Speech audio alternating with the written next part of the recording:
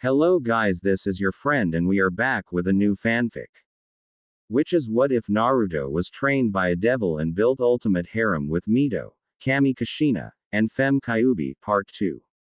And if you enjoy this fanfic then please press the like button and subscribe to my channel for more fanfic like this. And now let's start the fanfic. Heaven Kami's Court. So, you're telling me, you disregarded the rules. And attacked Hellwing Naruto for keeping the end of his bargain. Which you did so brazenly in front of my own sister resulted half of the Crusader Legion, destroyed. Is that what you're telling me here, Captain? Kami said her words sharp enough to through the hardest of metal and freeze the sun. Her eyes glaring down on the leader of the force who at the moment was quivering in fright. Megami was on the sidelines watching with a stern expression, as was a few other gods and goddesses. Yes, Kami-sama, was the words from the captain, thinking he hadn't done anything wrong, since he was trying to gain the chosen one's mother from the unholy grasp of that monster. I see. Are you a fool? Her words echoed around the court with enough divine power in each word to shake the court and make the mighty Crusader L Legion into a trembling, whimpering mess and made her fellow deities shiver. Her eyes glowed with an angerful look within, her face set into a scowl at the fools before her. KK Kami-sama, was the words the scared captain spoke. You defiled my rules, broke them, ignored them. The laws I set even before you were created. And you want retribution for the law you broke. You're a fool. Hellwing had all rights to attack back when you and your legion tried to interrupt the deal. You should know by now. Deals made between demons and humans are set in stone. No matter who they are. The ancient rule never to be broken. Yet you did, and so carelessly. Her words making the captain and the rest of the legion go into shock. Kami sighed before sitting up straight, her eyes gaining a stony look. She already had reports from what her guardsmen had done and she couldn't be more infuriated. They had all but broke her laws and attacked Hellwing. With the words from her sister as well during the time had all but made her decision she was about to make all the more certain. But Kami-sama, only for him to be silenced when Kami all but smashed him into the ground with just her glare alone. No buts. I have decided your punishment. This got many raised eyebrows from other deities, unlike her sister who already knew what she was going to decree. The legion though felt confusion rise in them. Punishment. Why were they being punished for a deed they thought was justified? What punishment? The captain spoke, regretting his words almost as quickly as he said them. Your punishment is the Most High second to being killed. I will have you and your men stripped of your rank, title and banished from the castle where you will serve the rest of your lives in solitude, where you will repent for your actions against me. And to make sure you fools never try this again, I will make an example out of you. Since your punishment is close to heresy, I will treat you as such. Before anyone could understand what she meant, Kami merely raised her hand and with a subtle twitch of her finger she caused the clueless captain of the Crusaders to be flung her way by an invisible force before he was seen floating right in front of her. His shock was present only to be replaced with terror when Kami's cold, unforgiving orbs pierced through him as her words seemed to cause every occupant within the room to stiffen. For your disobedience I will deliver your punishment myself and teach you what happens when you disobey my ALWS, she said before she slowly stood up to her full height before she raised her hand before pointing her index finger between the captain's eyes. Slowly white energy coated the tip of her finger before she spoke. Her azure ice-cold orbs bore through the man's own. Please KK Kami SS Sam NNN no. The man begged and pleaded but was ignored entirely as she without hesitation stabbed her finger right into his temple, not enough to pierce it, but enough for her energy to burn through his flesh and bone to mark him Slowly, as she ignored his agonizing screams, she dragged her finger across the mont's forehead, creating a scorched line mark across the man's forehead, which she ran down the left side of his face before ending it at his left eye, which she with brutal efficiency plunged her energy-coated finger into his eyes, crushing and burning it away, melting it within his eye's socket. Ignoring his screams, Cammy emotionlessly grabbed the captain by his head before effortlessly hurling him into his petrified legion, sending them tumbling to the floor. However, everyone was still stuck in a shocked stupor at what they saw. It was a very rare sight, almost non-existent for Cammy to ever hand and deal out such punishment and to such a degree, but it also reminded them that to cross Cammy was the last thing any god or goddess ever dared to do, for it meant this.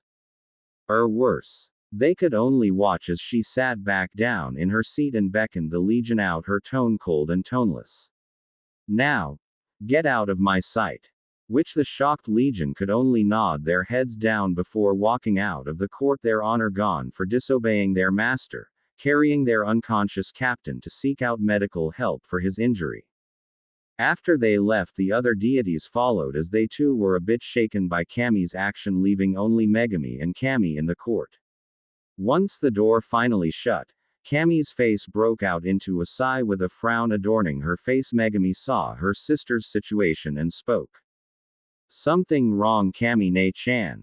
Her words softer with only her and her sister alone. Cammy just looked up and smiled despite the annoyance in her eyes. No. Well, not really, it's just. Hellwing. Something about him is just so interesting. And I guess when those fools dared to break my law and assault him even causes me to get angrier than usual, she said, with as her frown turned into a small wistful smile at the mention of that certain devil.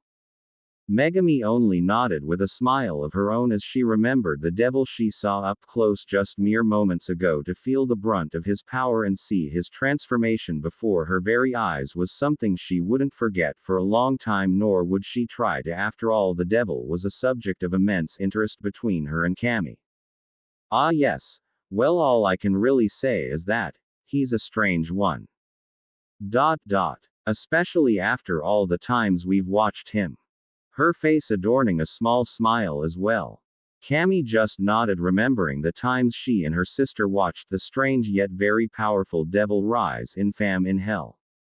The deities knew she and Megami had watched the devil and had questioned her, and some had just plain thought it was a bit disturbing she and her sister were so interested in the unholy being.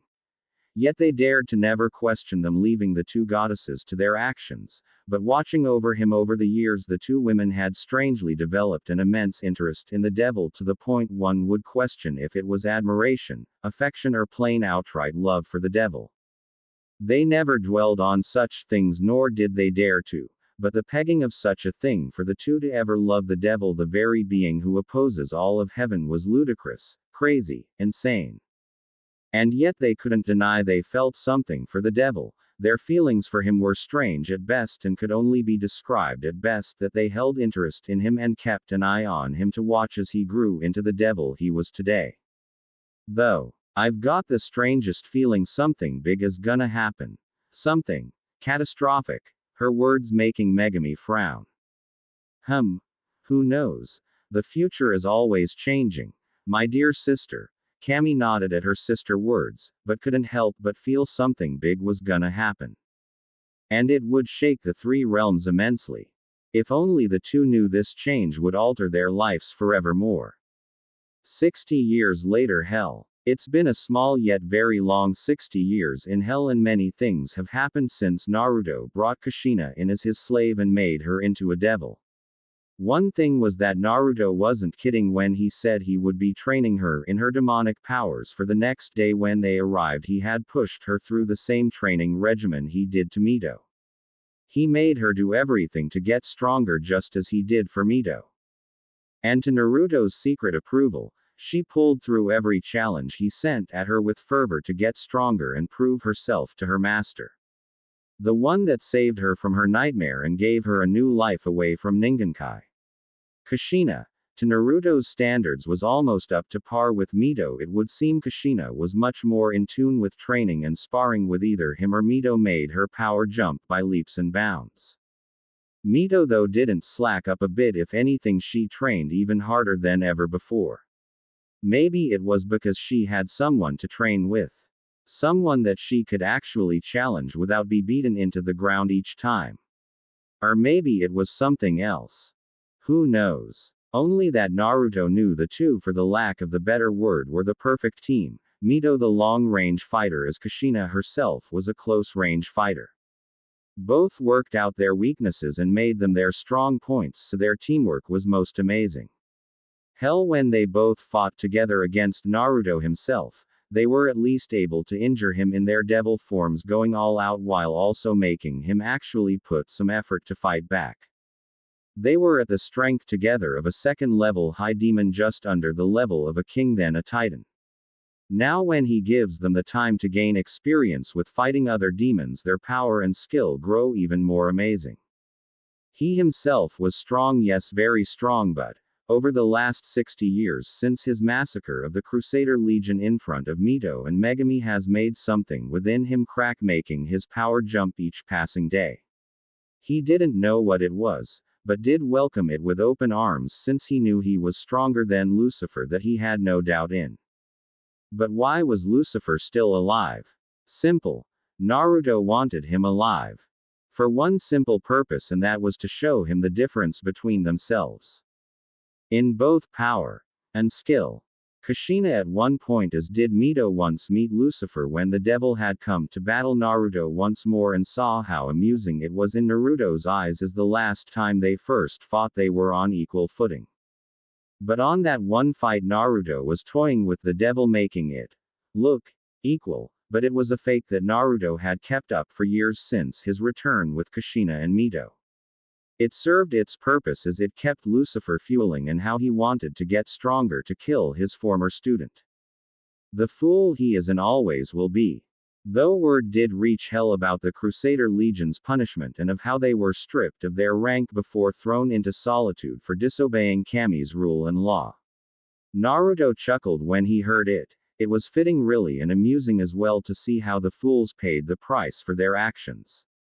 Although if it was him, he'd skin them alive before throwing them into the pits of hell, where they would be tortured for all eternity.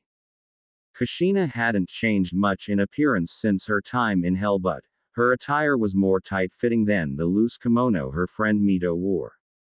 For Kushina wore a crimson kimono along her body, hugging her hourglass figure perfectly, as a black toby was wrapped around her waist, which held her maroon-colored katan through her toby as hoister.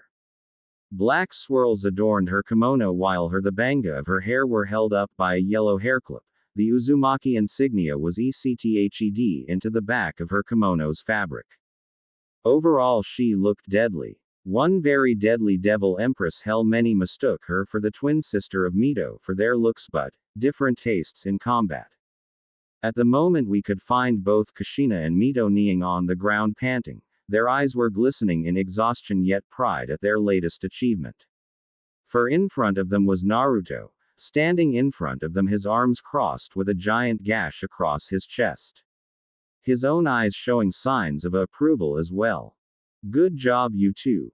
You've injured me to this extent. Only for Mito to point out her own answer with a smile on her face. True, but that's nowhere near to truly injure you.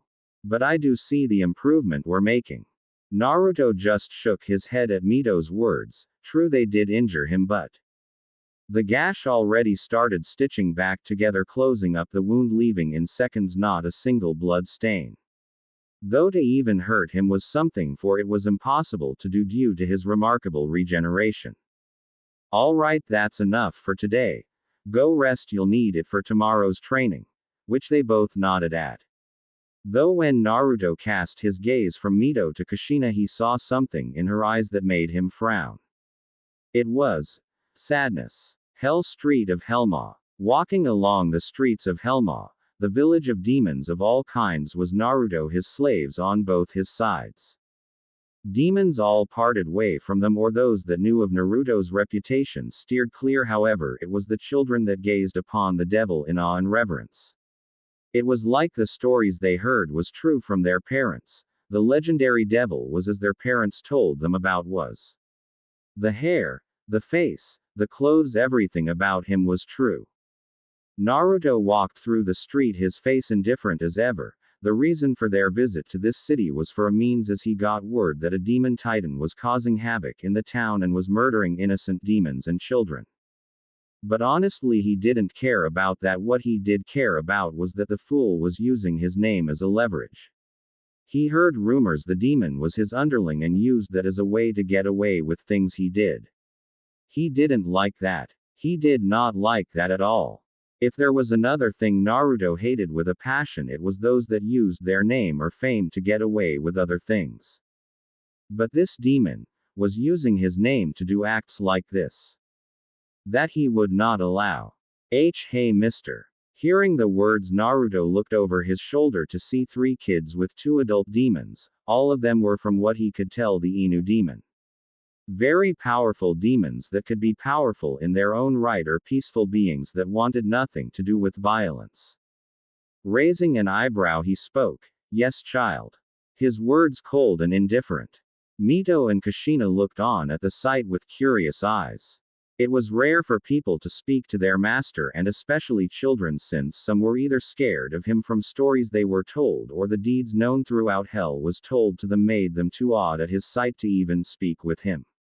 You are you with that BB big meanie? The little female dog demon asked in a stutter.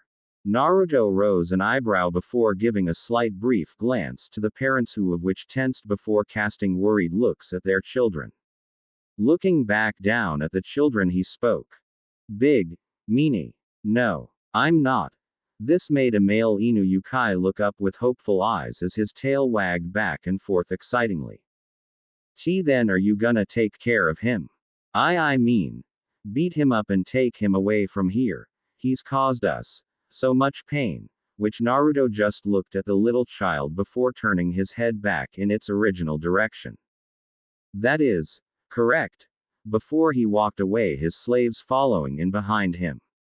He never saw the wide and hopeful eyes of all the Inu demons along with those that heard the conversation. With Naruto, he had only been a few minutes until they got to their designated spot.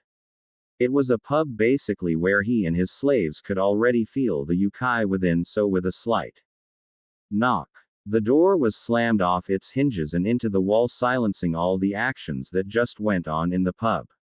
All eyes were on Naruto, with Kushina and Mito behind him looking upon the wide-eyed demons in cold indifference.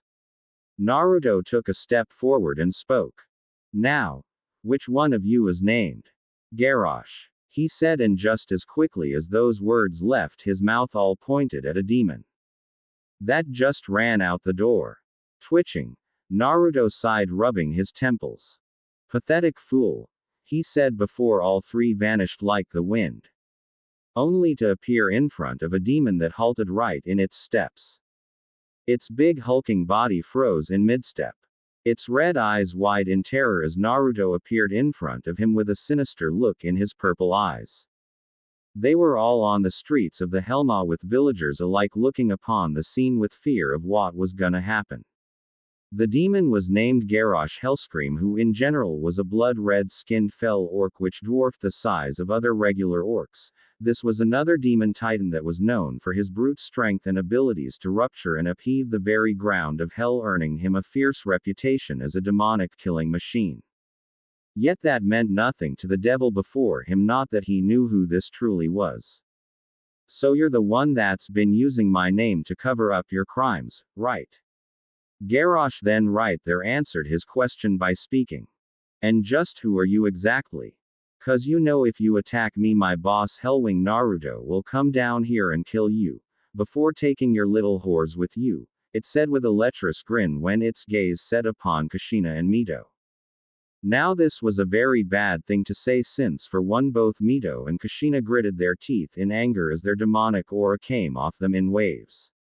The second thing that happened was, Naruto's eyes gained a much more evil look in them before his eyes quickly gained a slit within. That, you foolish child, was a mistake for one. Who do you think you're talking to? You say you work for Hellwing Naruto. Do you even know what he looks like? Well, let me give you the picture. Right in front of you, for I am Hellwing Naruto." His words making the demon take a step back in shock once its eyes finally settled upon his appearance. His form started to tremble shakily as the combining demonic auras started to push down on him. Taking a step forward, Naruto spoke once more as his eyes flared purple as his form flashed in demonic aura. "And insulting my slaves was your second and worst mistake you'll ever make again." With that, Naruto descended upon the demon, laying down a beating so horrible that many demons that watched flinched and closed their eyes as the horrible screams from Garrosh echoed all across the village as his blood painted the walls and flew into the air. Crushing his tusks and jamming one through his chest, he sent the orc through several buildings before sending him into the ground, causing it to crater beneath the behemoth of an orc. Before the demon had time to even get up, Naruto was already there, his heel coming down, which slammed into the orc chest area, causing a faint crack before the orcs caved in on itself while Garrosh's eyes bulged in agonizing pain. Such strength. Soon Garrosh was reintroduced to a whole new realm of pain. 15 minutes later, once the beating was over with Garrosh beaten and bloody, was over Naruto's shoulder as he and his slaves walked down the streets.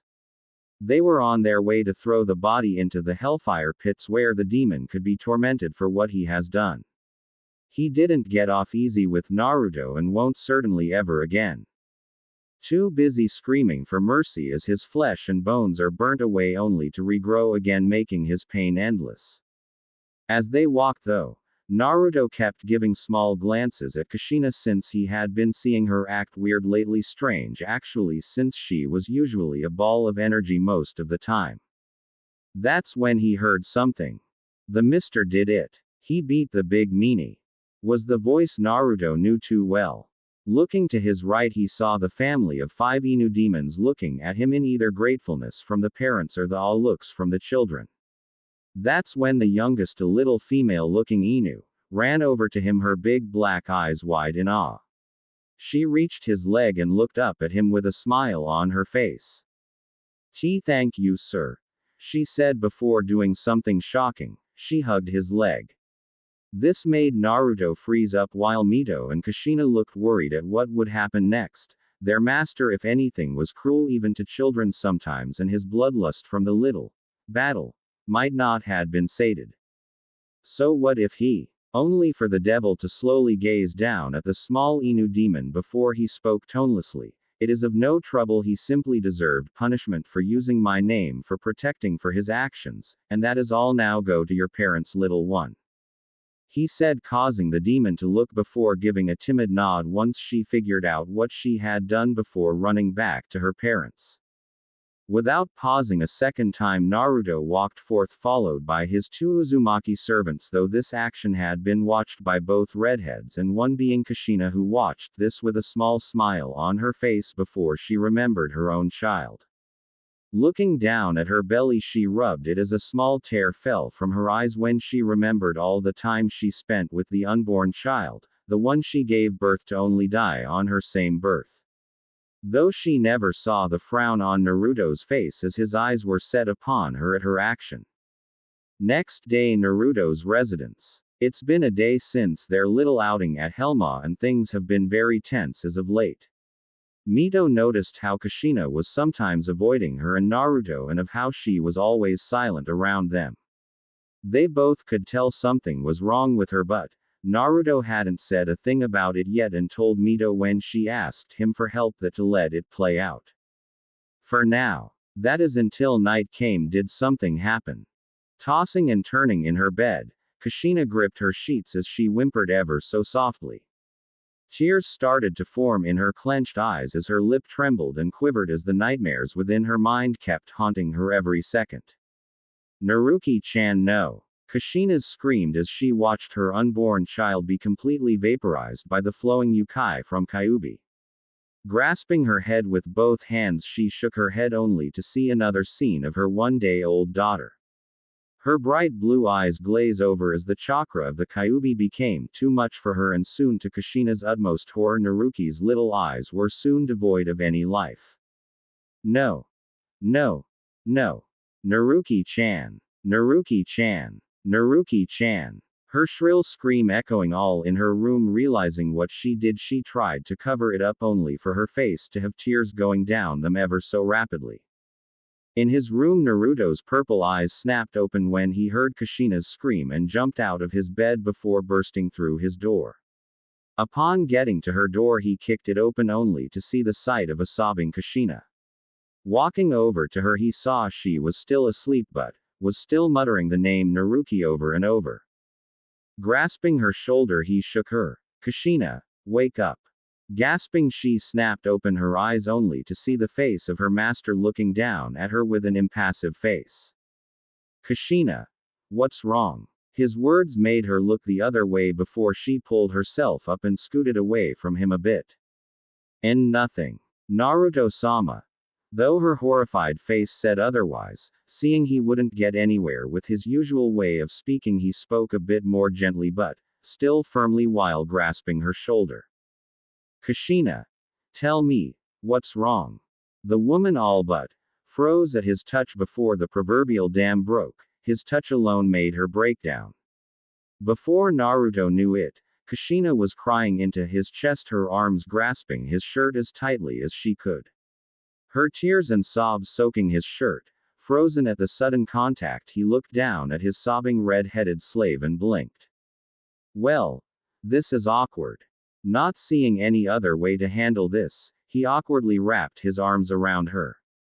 Though when he did so he felt something in him beat a bit faster, he frowned at what it was and pushed it down. It was a strange feeling but something he didn't wanna feel right now. That's when he heard the door open. Glancing, he saw Mito walk in and saw her questioning gaze. Shrugging, she walked over and sat on the other side of Kushina and started to pat her back gently. Rubbing her back tenderly, she spoke, "Kushi-chan, what's wrong?" Only for her to keep crying into Naruto's chest. Seeing she wouldn't be talking for a bit, they all sat there waiting for her to calm down. It took a few minutes but slowly and assuredly Kushina slowly got control of herself. Yet she was still in Naruto's arms. Pulling away a bit, she wiped her eyes from her red puffy eyes. I'm sorry for that." Mito just rubbed her back as Naruto kept looking at her with a questioning gaze. "It is of no trouble, Kushina. Now tell me, what is wrong?" Knowing she couldn't get out of this, she sighed. "It's just, I miss her. I miss my baby Naruto-sama. My daughter. My Masumi. My Naruki-chan. Every time I go to sleep I have nightmares of her little baby form dead in so many ways. They won't quit haunting me and it's starting to tear me apart." She finished before closing her eyes to hide the tears. Mito just looked at her with a sad look in her eyes. Naruto himself frowned before sighing in a bit of irritation. "I see, I was afraid of this. Well, you see, Kushina, the reason you're like this is because you didn't live a full life. Unlike Mito here, who lived a good century and 20 years. You died a young life as a newly first mother, a way that is quite possibly the worst way to die.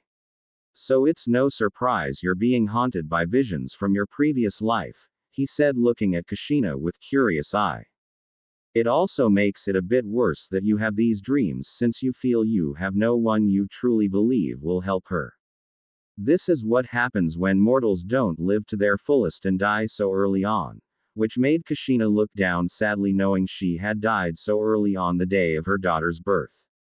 "But what I'm curious about is that, Kushina, is the subject of her being a Jinchuriki a secret?" Which Kushina just nodded, her head still laid upon Naruto's chest, feeling the slightest comfort and warmth from him. "Yes, it is a well-kept secret that she is a Jinchuriki. That is how I and Mito's position was kept secret. It was never told of what we contained." Naruto nodded at this. "I see, then your daughter. She should be okay. If the secret is kept safe, then she should be living a partial normal life, and if she inherited your luck, her life might be better in the future. So there is no need to worry, Kushina." Which the woman begrudgingly nodded before falling asleep in Naruto's arms. Seeing this made Naruto feel in an even more awkward position and looked at Mito. Giggling at his almost nervous expression, she got up before she helped Naruto set her back to sleep. After seeing she was fine, they walked out of the room, Mito still giving her form a sad look before she walked out first. As Naruto himself walked out, closing the door, his eyes gave her form one glance with a look in his eyes that showed something. Something none one would see in his eyes ever. It was sadness. Then he closed the door, not knowing this event would be the chain reaction to churn the three realms forever. But later on, even with her state of being helped by Mito and her beloved master, the force of not seeing her daughter came back to her, and in much more force than ever before. Though she hid it best she could, it was slowly getting harder each passing day. Just seeing her little daughter dead and now ways of calling out her kept haunting her even more. Now though it finally got to her and she needed help, and she needed it now. She wanted to get rid of the nightmares which haunt her at every turn. So it was a great surprise that as Naruto and Mito were training on the outskirts of Naruto's residence, did Kushina come out of the forests with a very nervous look in her eyes. Naruto rose an eyebrow at her as Mito blinked before speaking. "Hey Kushi-chan, is something the matter?" Which the red-haired woman just stopped in her tracks, only this time she stood right in front of Naruto, her head down as her shoulders shook, her hands were clenched so hard they were cracking and popping under the pressure. "And Naruto-sama, I know I've been acting strange lately, but it has been somewhat a strange thing for me to say. It's just that I want to see her. I want to see my child so much. I miss her so dearly." She shouted the last word before falling to her knees before her master. Knowing what she was doing was shameful, so shameful, and especially of her master, but she just couldn't help it anymore. She missed her baby, her little daughter, her Naruki-chan. She wanted to see her, hug her, anything to just see her. Naruto kept his gaze on Kushina as Mito slowly closed her eyes with a sad smile on her face came up. That's what's been bothering her. Why didn't she see it? She thought Kushina had gotten past it already, but looking at her master, though, she could see the hesitant look in his eyes as he thought up of how he should answer her. "I see. You wish to see her. Is that correct?" Kushina only nodded, not wanting to look up. But Naruto didn't have any of that, so with a slow kneel he cupped her chin and pulled her face up slowly, showing her tear-stricken face, her eyes glistening wet as tears fell from her eyes. Her lip trembled and quivered each second. "Is that what you want, Kushina?" Which the woman just broke down even further before she spoke. "Yes. I want to see my baby. Damn it." Before she slammed her face into his chest. Hearing her answer, he sighed before giving Mito a glance, to which she nodded. "Very well then. I can do that. I can't take you to her, but I can show you how she's doing at the moment," which Kushina, who at the moment was in Mito's arms, just nodded. "Yes. That's fine. I just wanna see if my baby is okay." Her voice strained to the max as her eyes were cast down in shame for doing what she did. She just couldn't control it anymore. She wanted to see her child, but to break down, cry and yell at her master. She felt so horrible and disappointed with herself that she only in her sister figure's arms did she feel better. "I see. Understandable. I was actually predicting you would ask this, but I just waited for you ask. Anyway, here we go." With that, Naruto mumbled a few words before speaking. "Akuma no Yona Magiku. Hyoji Mira, Demon Magic. Viewing Mirror." With that, Naruto opened up a big-sized mirror which viewed the life of the one he wanted to know. He predicted many things when it showed Kushina's daughter. He predicted her living a somewhat normal life, a life where she was protected even. He was dead wrong. For when he opened the mirror, hell would forever be shaken to its core. "Ah, stop it. Leave me alone," was the female childlike cries of the little blonde red-haired girl in the mirror. Her pleas for mercy unheard as the people attacking her didn't stop. The girl was at the age of 5 and had long golden with red streaked hair. She wore nothing but rags and had 3 whisker marks on each sides of her face. Her eyes were that of the purest blue. It was like staring into an ocean. Though her body looked malnourished beyond possibility, wounds and injuries could be seen among other things. Her face itself was bleeding as tears freely roamed down her pudgy face. No. Demon scum. You'll pay for you've done. Feel the pain from your betters. Shouted a drunk shinobi as civilian and shinobi alike beat and abused the little child.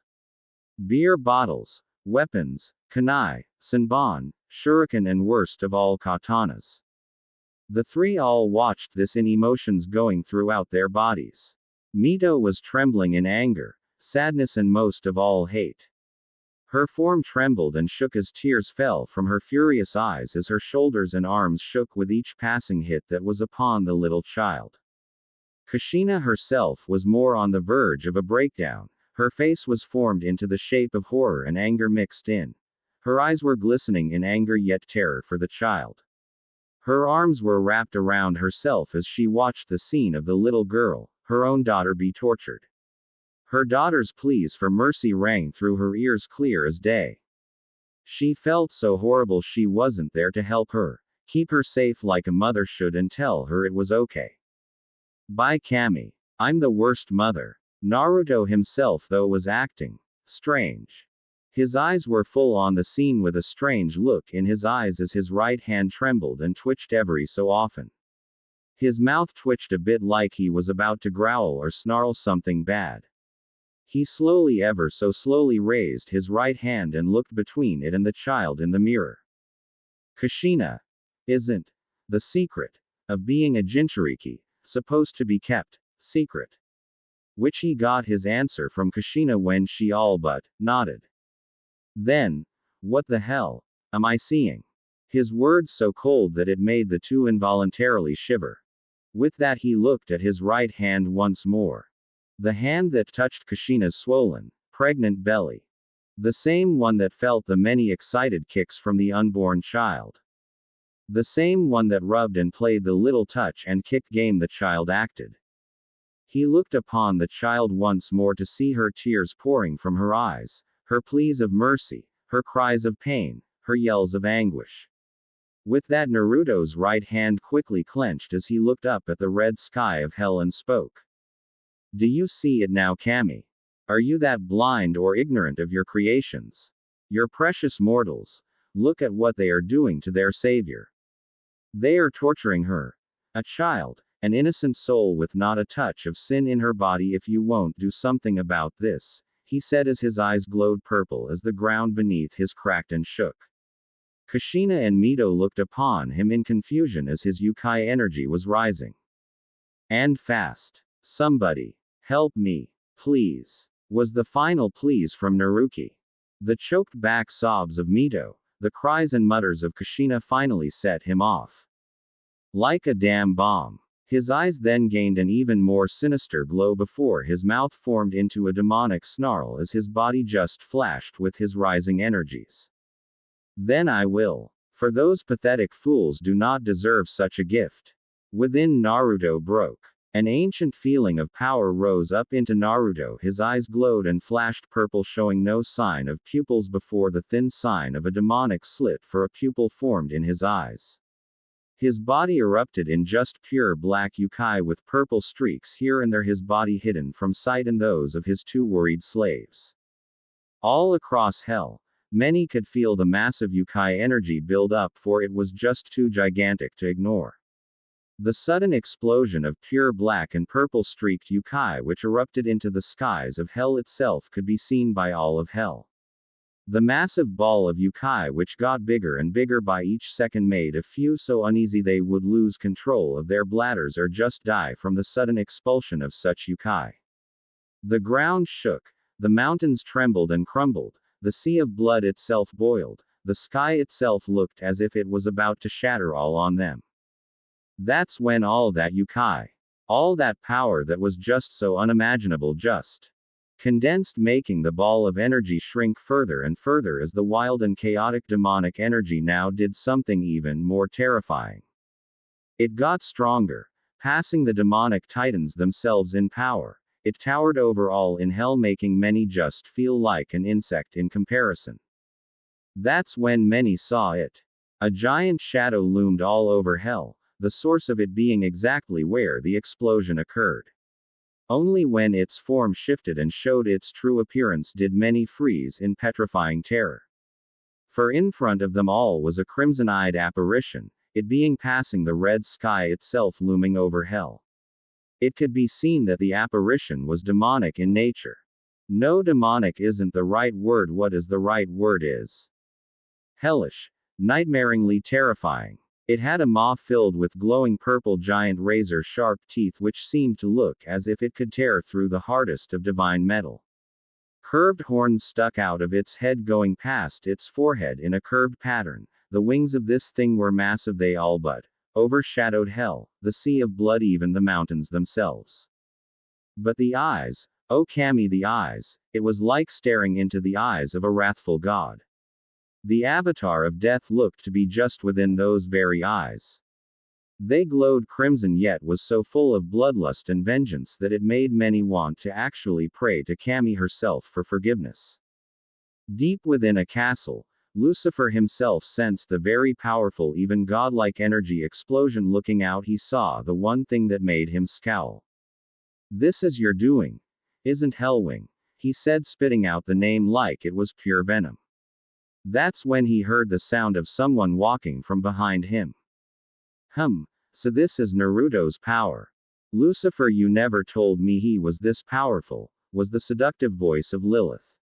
Her purple-skinned body imperfect as her seductive smile that could make any mortal man just bow before her.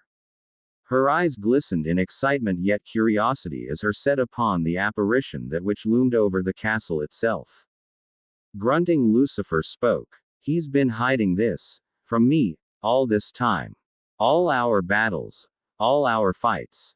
He's held back against me. How dare he?" He yelled as his own demonic energy blasted from him. Lilith herself just stayed where she was as her eyes danced with amusement at Lucifer's outrage. Though her eyes did shift once more to the apparition and she licked her lips as her body trembled and shivered in excitement. I wonder how our first meeting will be. Hellwing. Explosion site. Kushina and Mito both looked on at the apparition that appeared in the sky with something akin to fear yet amazement as they beheld the sight before them. The power. It was so amazing it rose up above the demon titans, and they were pretty sure by now was up to par with the deities. Though that's when the apparition started to shrink. It condensed smaller and smaller until it got all the way down into the crater. The crater itself looked as if you could place the sea of blood itself within. It was enormous. Only when the apparition reached the very bottom did they see what become of their master. And they did somewhat, for his figure looked shadowy at best, but it striked fear into their hearts when they saw the demonic glowing purple eyes of the shadow loom onto them. Their breath hitched when its gaze fell upon them. They truly felt like nothing to this being. This power was so monstrous. That's when the shadow itself sinked into Naruto's body, showing their master in all his glory, but the wrathful look in his eyes and the power behind them and coming off his body showed something happened within him. Something ancient, something powerful awoke and made him snap. His power was at least tenfold of what his was before. It was like the proverbial dam that held back his true power cracked and broke after being hit with its last hit. His body was just seeping out Yukai, and waves upon waves of his power came off of him. His clothes blew in the wind as did his hair. The purple glow of his eyes flashed with so much anger that it made the two flinch. Kushina. Mito. It's time we paid a little visit to Ningenkai. The demonic tone in his voice made them both shiver in what they didn't know, but there was one thing that was for sure. Their master was beyond irritated now. They have never ever seen him so angry before. But now his eyes just glowed in many emotions that was shocking to be in the eyes of such an unemotional devil. There was many emotions they saw: anger, hate, vengeance, but the noticeable of all was wrath, pure wrathful fury that of any could bring forth. But when they remembered the words he spoke, they stood up still, a bit shaken at the state of their master, and jumped to his side. "Why, yes, Naruto-sama," they uttered stiffly, nodding. Naruto just snapped his fingers before a crimson demonic circle appeared below them. The demonic language too difficult for either of them to even comprehend, and right then they were enveloped from below by a reddish glow as the flames of hellfire erupted around them. Soon their bodies were fully covered before they all sunk into the circle, disappearing along with the circle itself, leaving a giant cratered yukai-infested land. Ningenkai Konohagakure no Sato. Running on the streets on Konoha on her small legs was Naruki, her fear-stricken face with tears running down her eyes. Mobs upon mobs of civilian and shinobi alike chasing her down with insane grins upon their face, with a murderous look in their eyes. Many wielded weapons of all kinds, many were just in pure glee at being able to hurt the demon. Running around a corner, she slowed her pace to catch her breath. Blood fell from her arms and legs as tears fell on the cement ground. Why? Why her? Why was she the one bearing this kind of injustice? It was so painful. Not having any parents to keep her safe, protected, being alone as she was, with her only friend being the voice inside her head. Why? What have I done? Why? Her childish voice strained from all the painful screaming she's done, from the beatings she's gotten from the people of the village she lived in. Hey, I found the demon. This way. Her eyes widened in terror before looking back to see the running mob, and right then turned around and ran as fast as she could, hoping and praying she could get away with not getting injured badly this time. Unluckily, fate wasn't on her side, for when she ran into the main street of Konoha was her eyes snapping open in horror. For all around her was the many mobs of armed civilians and shinobi alike, all wearing that same sick grin. Looking back, hoping for an escape, she saw to her fading hope that the mob chasing her had surrounded her as well. Quivering a bit, she did the only thing she could do, or of what she only knew what to do. And that was to get on the ground and huddle, hoping the beating would end. Tears fell from her eyes when she heard the many advancing footsteps of the giant mob and their plans to make her scream. Huddling even more, she whimpered, "Someone, anyone, help me, please." Her prayer in some way was answered when she heard the many gasps from the mob, and after a while, not feeling any pain, she opened her eyes slightly to see something amazing before her, for below her was the slight reddish glow of something she couldn't identify. Akemi within her mind suddenly gasped. "My Kami-sama. This is a teleportation circle. Used by only those of the strongest of demons." Akemi ne-chan. Akemi didn't get to answer her, for the shouts of outrage from the populace rang in her ears. "The demon. It's doing something, quick, kill it. Hurry." And the shinobi did, or at least tried to, only for them, to the growing horror of many. Upon getting within an inch inside the faintly glowing red circle, did their bodies suddenly combust in strangely colored flames as their screams erupted from their mouths, echoing all around Konoha. Their flesh melted, as did their eyes. Their bones turned to nothing but dust and ash.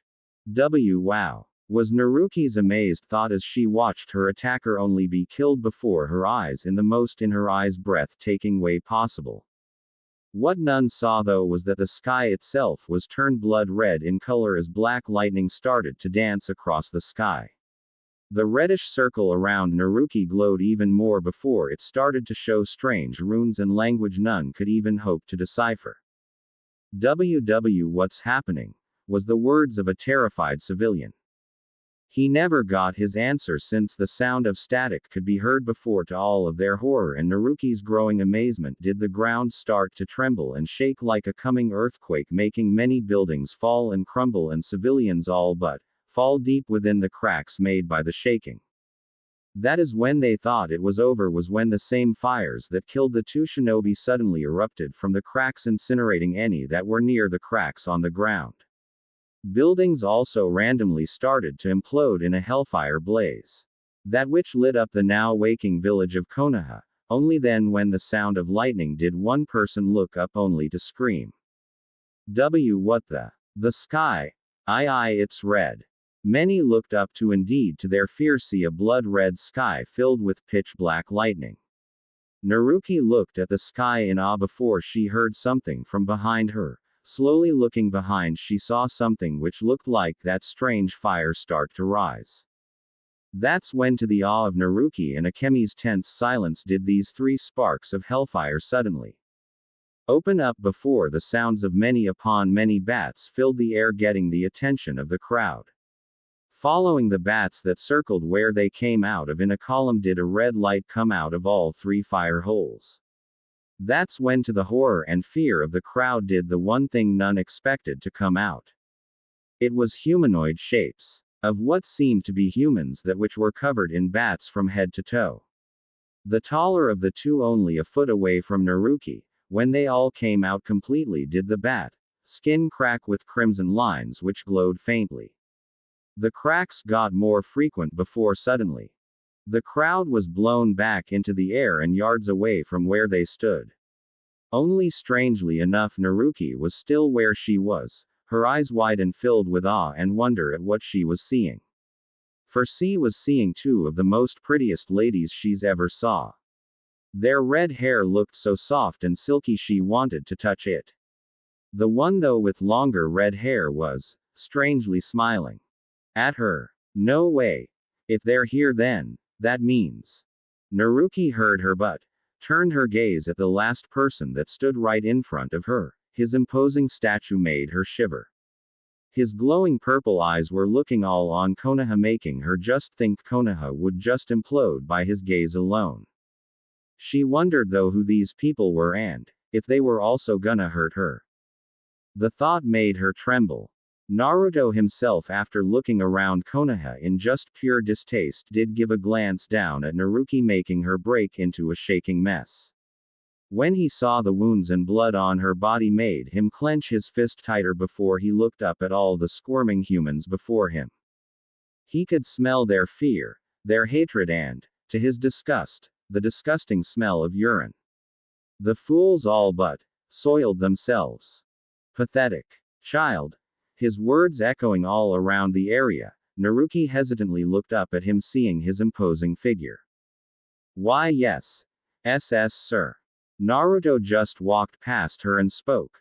Go to your mother. You two have been separated long enough and your reunion has been long overdue. His words made her go wide-eyed before he looked back to see Kushina smiling at her. Tears were falling from her eyes, as were Naruki's. Ka-san. Her voice in nothing more than a quiver of hope, hoping what she was seeing was true and not one of her many dreams and not a false reality. Kushina smiled warmly at Naruki before she crouched down and spread out her arms. Naruki-chan. Come here.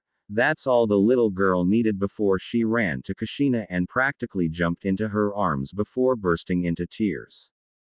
Ka-san. You're here. She could tell, even if she never met her mother before, that this woman was her mother. She could feel it deep within her. This pretty woman was her mother. Kushina just let a lone tear fall from her eye as she held Naruki in her arms. Mito kneeled beside her and smiled at the family reunion. That is, until she and Naruto heard the humans getting their bearings once more. Who are you?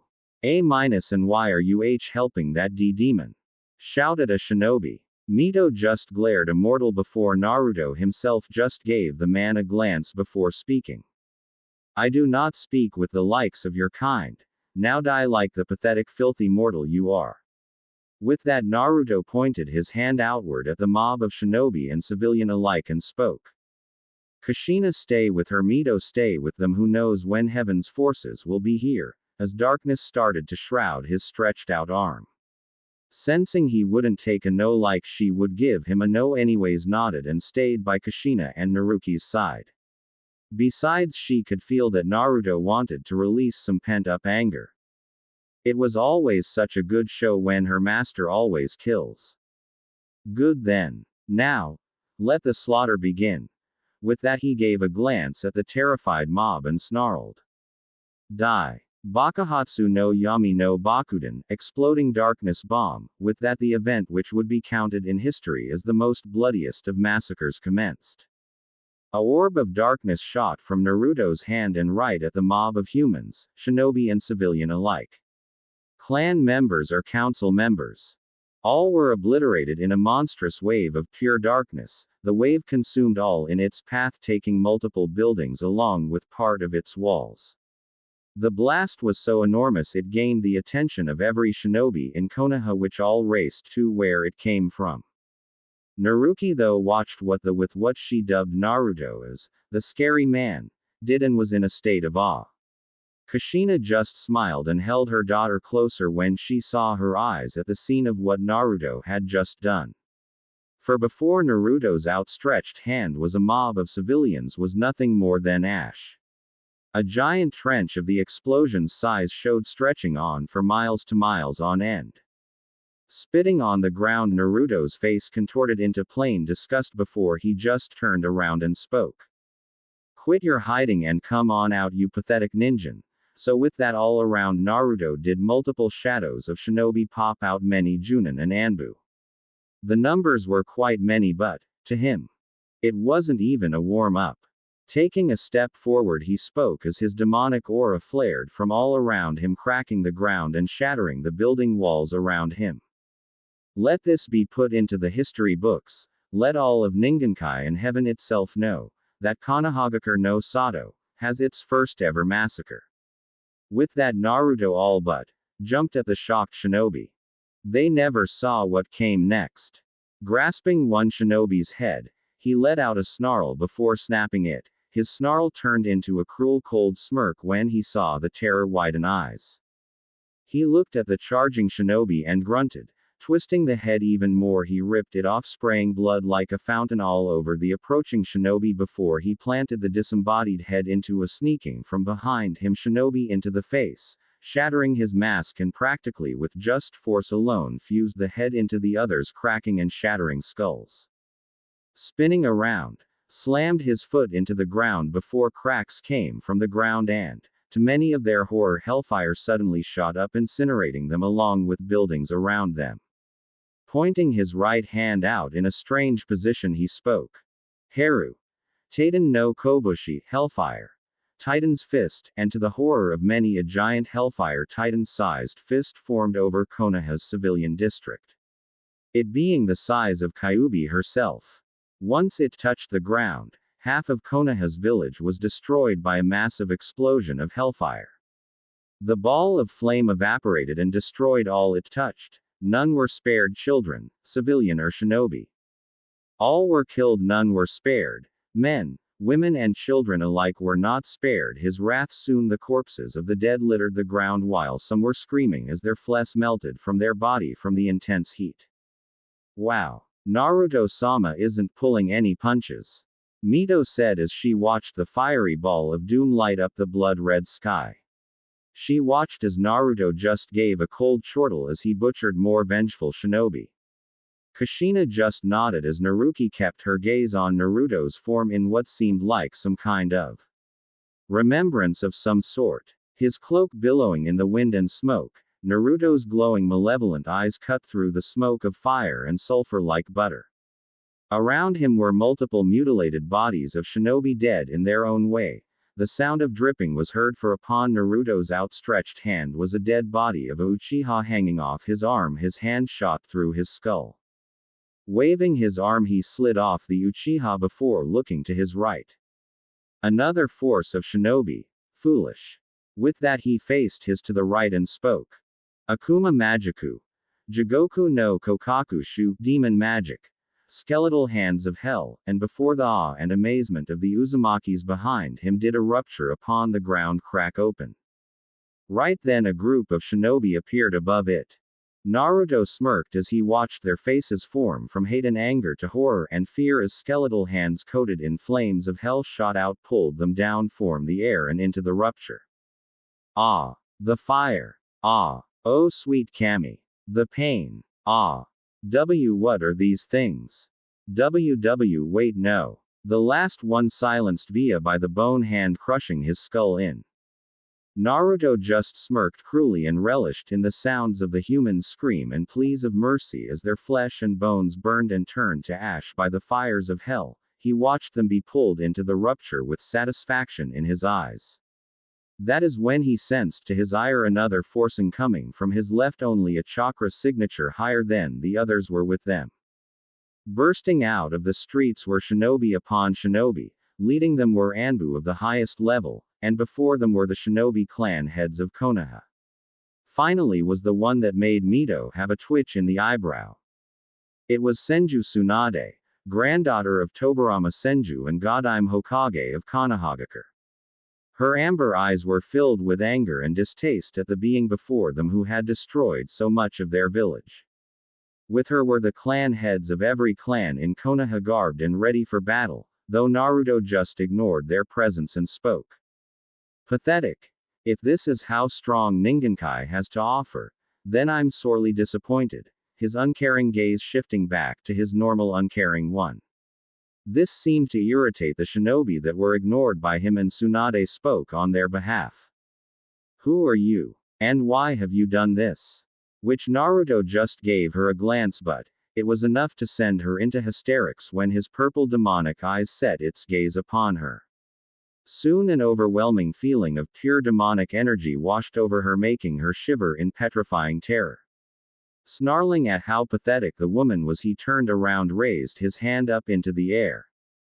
Pathetic mortals, witness the very bringer of your home's slaughter, before looking over his shoulder, showing his glowing slitted eye. Before anyone could say anything or utter a single word, Naruto spoke. Haru. Barajingu Ryusei Shawa, Hellfire. Blazing meteor shower. Right then all watched as the loud rumbling sound could be heard. Looking around, they suddenly looked up to see, to the Konoha shinobi's horror and Tsunade's terror, hellfire engulfed meteors coming down on them, they being the size of medium-sized buildings. Grinning at their terror, he walked back to Mito and Kushina as Naruki was still being held in Kushina's arms, but her eyes were glued upon the sky in pure awe. Watch. Konoha shall burn. Let this be a sign for all of Ningenkai. His demonic words made Naruki snap out of her stupor and look up at Naruto's form, but when she did, she never felt a pang of hurt come to her head before a flash blinded her vision. What she saw was Naruto kneeling over Kushina, his hand rubbing over her stomach. His purple eyes shined in a somewhat amused light. She looked upon him, memorizing his eyes and face before the light dissipated, before showing she was back where she was before, in the arms of her revealed mother. When she looked back up at Naruto, who at the moment was watching in great pleasure of the mortals before him scream and yell in fear, Mito walked up beside him and spoke with her eyes glaring at Tsunade. Naruto-sama, allow me to handle these fools. He just gave her a glance and nodded before disappeared in nothing but a blur. Appearing in front of the shinobi, she slammed her foot into the ground, shaking the area while making a few shinobi stumble, but it did get the attention of all of them. Though when they saw her, many went gobsmacked, or in Tsunade's case into complete shock. Mito-sama, her voice showing shock yet awe for seeing the legendary woman herself. Mito just cast a glance to Tsunade before sneering. Don't. Mito-sama. Me Senju. I can already guess what you've done, Tsunade, as your time as Hokage, and to do such things to Naruki, you're as low as your pathetic family. Her words full of venom, since she could tell that Tsunade had done something to reveal Naruki was the Jinchuriki of the Kyuubi no Kitsune, which led to her being abused and hated. Tsunade flinched at her words and tried to speak, only to be silenced via Mito appearing in front of her, with her being held in the air by Mito's hand wrapped around her neck in a steel-like grip. Her feet dangled off the ground as she tried to desperately lessen the grip, only for Mito to grip tighter. Now, Senju, watch masters work on your pitiful village. Watch as your foolish family's creation is reduced to nothing more than a smoldering crater. With that, she turned Tsunade in the direction of the blazing meteors and made her watch in horror as the flaming rocks came upon impact with the ground. Boom. Konoha lit up like a Christmas tree as multiple spheres of hellfire sprouted. All in Konoha destroyed it and killing all in its wake. Screams could be heard as civilians and shinobi alike ran around, their bodies lit on fire, with them too falling on the ground, leaving nothing behind but ash.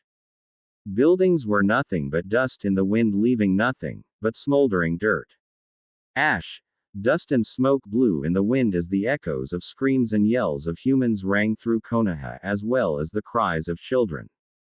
Tsunade watched it all as tears fell from her eyes before Mito uncaringly threw her into a building, with it collapsing all on her. With that done, she spat on the ground before turning to her master and walked to his location. The shinobi that watched the scene just saw red and charged in blind fury, only to make their last mistake. Fools! Akuma Magiku. Saoryu Sheisei Doroganzu, demon magic. Soul-eating dragons, and to the horror of the shinobi, a dark circle appeared behind Mito, and in a blink, multiple black dragons shot out with their maws wide open. Too late to react, their mouths flew open in a silent scream as the dragons shot onto them. Never breaking stride, she walked over to the others and bowed her head at Naruto, which he just nodded before she got Kushina's side once more. Naruto himself looked around, seeing no others coming for them. Then suddenly he looked up in the sky and frowned. So they send him.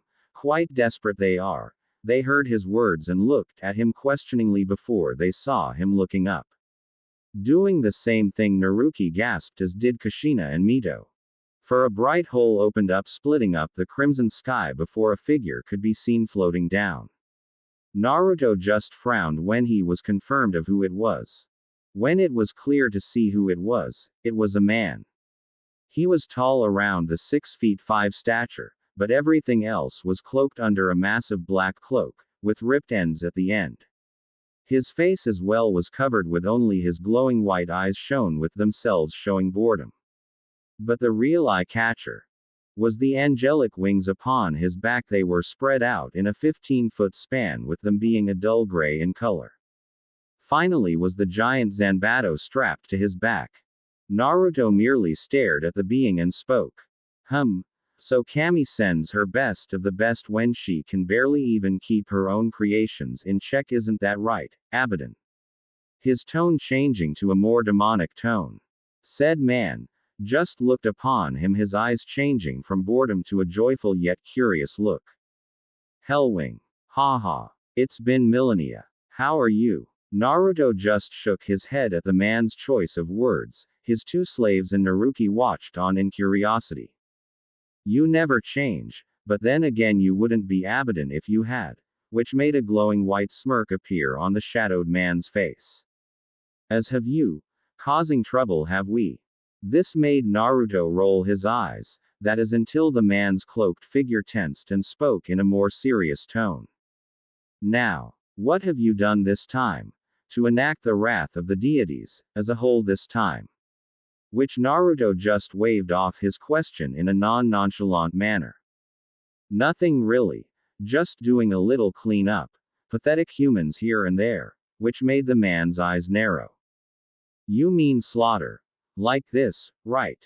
Gesturing at Konoha's smoldering form, shrugging, Naruto gave an uncaring glance. Yeah, you can call it that if you want. I have seen enough of these pathetic humans to know they just aren't worth living. They're nothing but sinful beings of the highest order, you know that as well as I. Abaddon. The man just shook his head in exasperation. True, I will not deny it, but you have angered the court of Kami with this action, Naruto, for you have the child of prophecy in your grasp, and that is something Kami cannot let continue, which Naruto just grunted.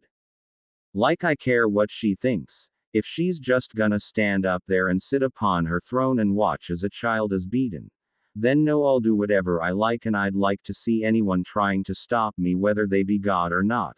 His voice gaining a much colder, aggressive tone.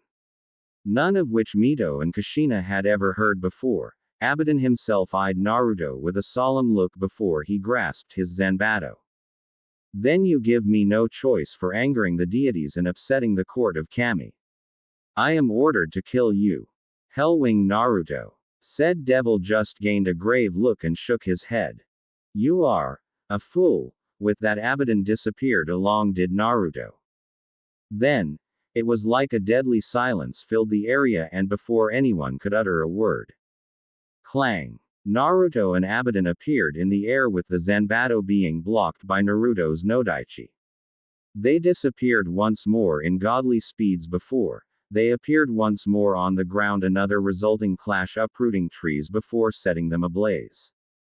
Leaning to the left, Naruto dodged a swipe before giving Abaddon a quick slash across his chest, giving a long gash on his cloak. Said angel just grunted, but before he could retaliate, Naruto was on him even more with much more aggression he thought possible.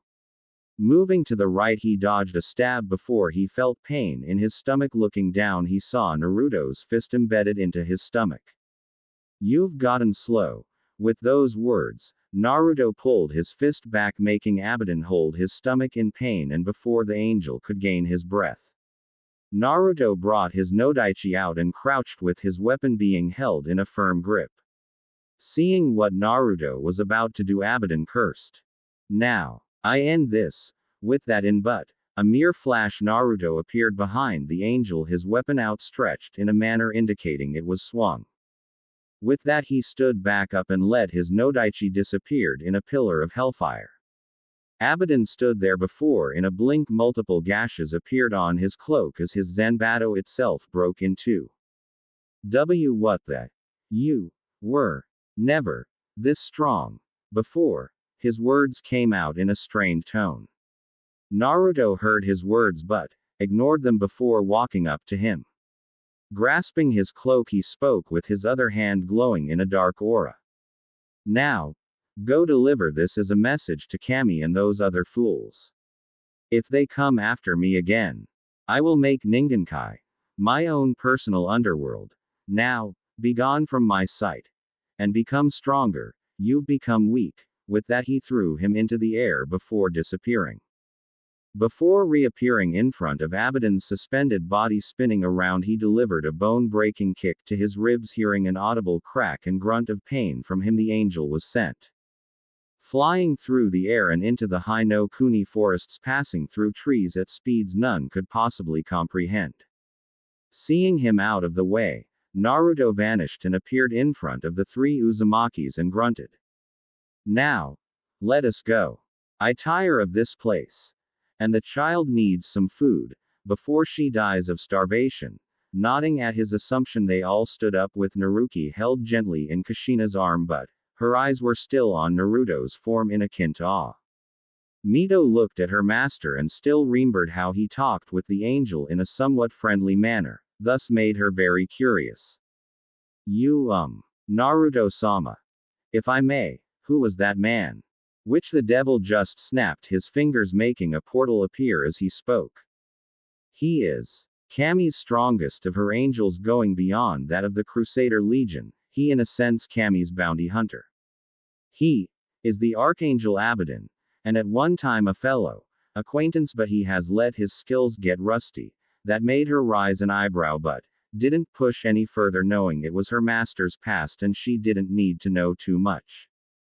With that, all four of them walked through the portal, never to see Ningenkai for quite a long time. Walking out of the dark portal, the party of four walked out from Ningenkai. Leading them all was Hellwing Naruto himself. A perpetual emotionless face portrayed upon his masculine pale face. Beside him was Kushina, his second slave, holding a sleeping Naruki in her arms. Her purple eyes seemed to just radiate love and affection for the girl. Mito on his left was looking at the now joined together family.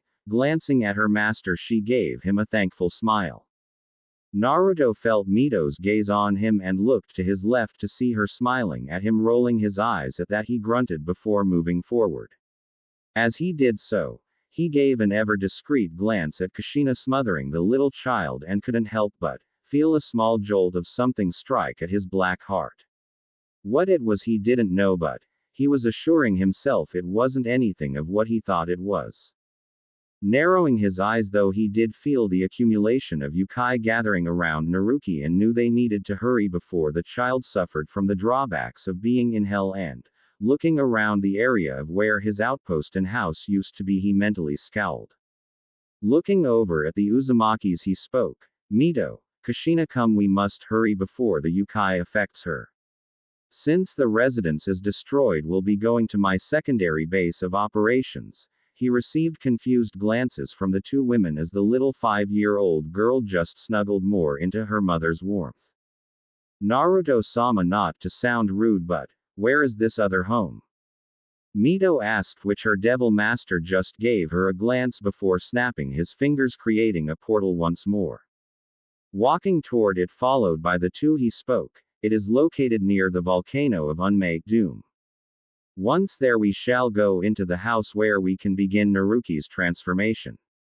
Kushina and Mito nodded at this, knowing the only way for Naruki to live in hell, if she was to be doing so, was to become a demon. They both knew this and didn't quite care. Humanity was all but a disgusting term to them. They honestly couldn't be happier to have chosen the life they had now, especially Kushina, as she held her little Masumi in her arms once again. Though what none saw or sensed, for that matter, was a pair of eyes watching them with pure disgust and hatred for the three devils. Cliff side of the volcano. Stepping out of the portal, Naruto and the group came upon the cliff of one giant volcano, one where the very peak itself reached past the dark blood clouds itself. The two seemed to be marveled at the sight, as lava seemed to run down its out shell, somehow separated from the cliff side itself. Mito, Kushina, stop standing and hurry up. Naruto's voice shook them of their stupors and rushed toward him. Kushina, while following her master, looked down at Naruki only to see, to her growing horror, her face scrunched up like she was in some sort of pain. The whimpering didn't help it either. Naruto seemed to have heard the small whimpers and appeared beside Kushina with an impatient look in his eyes. Damn it, the effect of the yokai is spreading faster than I thought. I'm gonna need to improvise, he said before taking Naruki from Kushina's shocked form. Then he looked at both Kushina and Mito. Follow me. With that, he shot off deep into a cavern within the volcano. Without a second of hesitation, they followed him in. Not knowing what their master was going to do, they never did see a shadow of a being within the darkened cliff side. Within the cavern, Kushina and Mito had both caught up to their master only to see him standing in a runic circle similar to the ones he used on them, only this one being written differently this time. The other thing that was different, that instead of a dead body in the center of the ceiling circle, was Naruto himself holding the little girl in his arms. His yokai seemed to slowly seep out of him and into the runes in the arcanic circle. His eyes seemed to glow ever so slowly as his hands held the trembling Naruki. Casting his gaze at the two worried slaves, he spoke in a slightly demonic tone. Kushina, Mito, things are gonna have to be done differently with the girl's case. It would seem the Biju's yokai within her and the infinite amount of yokai in Makai is slowly tearing her apart on the inside. Her soul itself is being corrupted and soon will either die or she would become nothing more than a bloodthirsty demon.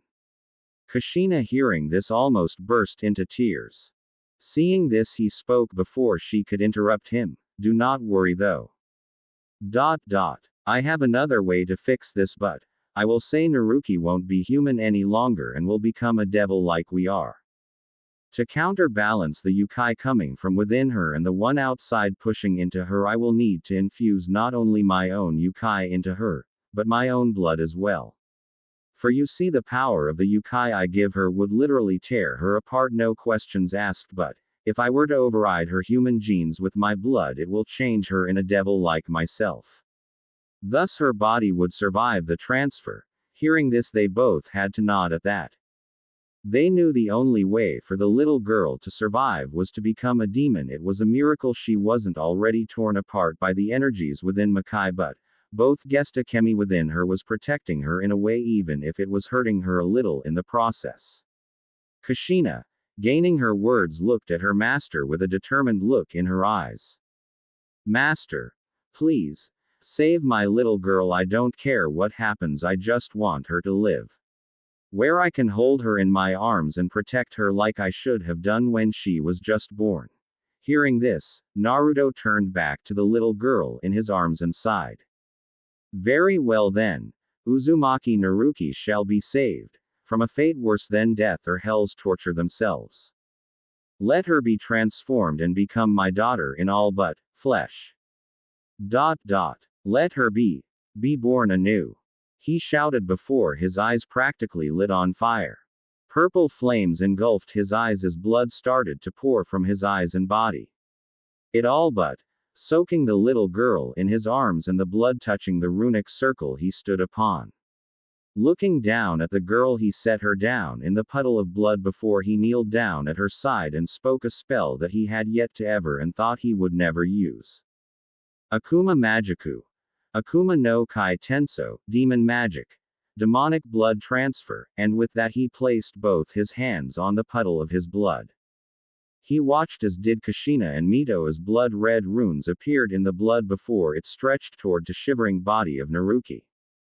They watched when the runes touched her body. She seemed to stop shivering completely, like she was completely frozen in place as the blood seemed to be soaked into the runes and it flowed into the girl. As it did so, Naruto and the other two could already see the differences happening to her. Her hair seemed to have changed a bit, the red streaks seemed to have grown and the main blonde hair replaced by the red hair. Now her hair resembled Kushina, but golden streaks laid within. Her skin that was the same tone as Kushina's seemed to have gotten a bit paler like Naruto's own. The whisker marks on her face seemed to fade a bit, but still there, and face seemed to lose some of its tomato-shaped look, but still some there, only a bit less baby fat.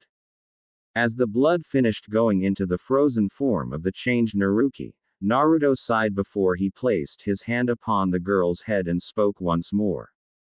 Now for the last part. To have her actually survive in Makai, she will need not only my blood but some of my devil power to awaken her own devil blood. So when this is finished, she should be just fine. The two nodded and watched with bated breath as they watched their master practically save Kushina's daughter from death and bring her to a new life they knew she would love than the one she had before. Channeling his devil power while condensing it into a much weaker version as to not kill the child due to overpower, he channeled it through his body and to his hands before he spoke. Akuma Magiku. Akuma no Pawa Tenso. Kakusei, Demon Magic. Demonic power transfer. Awakening. With that his hands bursts into purple flames before they traveled to Naruki, engulfing her body. Though the flames didn't harm her, more like it was welcoming her, covering her up like a warm blanket. Plus the comfort showing on the girl's face showed exactly how much she felt comforted at the flames engulfing her body. But soon, they like the blood slipped into her body, most assuredly into her new demonic genes to awaken her devil blood. It seemed to work when he body soon let out a small shockwave, creating a small crater where she laid. Yet it didn't disturb Naruto or the other two Uzumakis in the slightest, though Naruto did raise an eyebrow at the power output she just released. That's interesting. Even if the power level she released was lower than most demons, it was enough. It was around the level of a low mid-class demon before going into the trained demon's Ukai levels. Most demon children never have such power at such an age. He was cut out of his thoughts when he heard a slight murmur under him. Looking down, he saw Naruki's face scrunching up before she slowly opened her eyes as only to close them while rubbing her tiny fists in her eyes to get them situated at the sudden little light she seen. Once she opened them again, Naruto did see to his slight surprise her eyes now looked more like Kushina than the azure they once were. They were a mix of his own eyes and Kushina's, a light violet instead of the deep violet Kushina had. Looking up, she saw the man that she had dubbed the scary man, looking down at her with an almost impassive face. Blinking rapidly, she spoke. Anyo, sir. Where am I? A-A, and where's KK-Ka-san? She spoke timidly yet with a fire in her tone. Naruto just kept staring at her as he listened to her question, that is before he spoke. It seems I've missed something. Oh, that's right. I need to pull that pest out of you to fully reach your demonic abilities. Single quote single quote. Naruki blinked confusingly at this while Kushina and Mito's eyes widened knowing what he meant at his words. Somehow sensing their distress like he always does he spoke not looking back at them. Do not worry, the girl shall not be harmed in any shape or form. Though I can't say the same for the kitsune within her. His words at the end carrying a slight edge. Nodding knowing she would be okay, Naruto placed a hand on her shoulder and spoke. Child, do not speak. Move, for if you do you'll be in more pain than you could possibly imagine, understand? The girl, despite her young age, understood what he meant, sensing the seriousness in his voice, and nodded at him. Curiosity just blazing in her eyes. Seeing this, he nodded before placing his other hand onto her navel before his hand glowed bright purple before he spoke. Akuma no Magiku. Akuma no Chushutsu, demon magic. Demonic extraction. His hand soon blazed once again in purple flames, only now it shaped into a claw of some sort. He then suddenly plunged his hand through Naruki's stomach and into the seal. Though somehow Naruki didn't let out a small whimper of pain. Naruto's eyes were closed in small concentration as his spiritually blazed hand searched the depth of the divine fuinjutsu of Megami before he snapped them open and spoke. There you are. And with a small flick of his wrist he pulled out his hand and flung his arm outward, sending a red blur away from himself and Naruki. Right then as he did so, a red-crimson flash erupted from Naruki's form, blinding Kushina and Mito, but Naruto just cast his gaze at her form. His eyebrow was raised ever so slightly at the development happening before his eyes. Naruki's body hadn't changed, but the new appendages did make him guess. For now a red-crimson fox tail waved past her backside as two crimson fluffy fox ears twitched above her head. Her whisker marks seemed to have deepened a bit, but not so much. Seeing she was fine, he waved his arm and the runic circle soon cracked before breaking away like glass before dissolving into the air in a black smoke. Okay, she should be fine, he said before his gaze shifted toward another occupant inside the cavern. His purple eyes crackling with anger at the sight before him. Kushina and Mito wasted no time and appeared beside the confused Naruki, and before the girl knew it she was pulled into a almost crushing hug by Kushina. She blinked rapidly as she was practically smothered by Kushina. Mito didn't help matters as she too was hugging them both in a great embrace. Seeing struggling futile, she snuggled in her mother's arms, letting a small purr as her ears twitched, as did her new tail. The two saw this and gave Naruto a questioning gaze, to which he grunted, I'd say it's a side effect of being the Kyuubi's container. Unlike you two, Naruki became a devil differently, and just having the Kyuubi's Yukai still in her even after the extraction, it fused with her genes, making her into a hybrid of a devil and a kitsune, he said with a nonchalant tone. Kushina accepted it without question before she nuzzled her face into her Masumi's hair. As the three Uzumakis stayed together, Naruto's gaze were now dead set upon the figure before him. Now, what to do with you? Hearing his words, Kushina and Mito and the slightly awakening Naruki would turn their gazes at him. Only to see what he was talking to, and to their immense shock, it was Akemi. Her form was kneeling on the ground, her long crimson blood-red hair sprayed out upon her back and ground. Her crimson-slitted eyes showed exhaustion beyond measure as her milky skin looked more pale than usual. Her kimono scuffled a bit from the sudden extraction, but when her eyes soon landed upon Naruto's own purple ones, they soon swelled up in immense fear. Naruto shifting his body to her, he walked up to her with an impassive look on his face. Sensing something wrong, Naruki struggled out of Kushina's arms and ran toward Naruto. As the devil got to Akemi, he suddenly felt a sudden pull on his leg. Slowly looking down, he saw the worried face of the newly transformed Naruki. Wait, sir. Please don't hurt her. She's my friend. She was my only friend I had, and I don't want to lose her. Please let her stay with us. Naruto just kept his impassive stare on the girl before he cast his gaze to Kushina, giving her a pointed gaze. Seeing this, she quickly went to him and kneeled to her daughter and slowly but gently wrapped her arms around her body and pulled her from her master's leg. Even as she clinged as best she could, Kushina wouldn't have it and pulled her daughter away. No. Ka-san. Let me go, please. She's my fiend and I don't want her hurt. Naruki shouted, thrashing and yelling in her mother's arms. Kushina quickly walked to Mito before she stopped her daughter's thrashing by falling to her knees and hugging her daughter to her, completely letting her small muffled yells be silenced by her chest. When she started to calm down, she looked down at her daughter and gave a sad, tearful smile. Naruki-chan, can you be a big girl and listen to Ka-san for a moment? The girl slowly looked at her mother while stopped her thrashing completely. Her eyes swelled up with inevitable tears, them being red and puffy.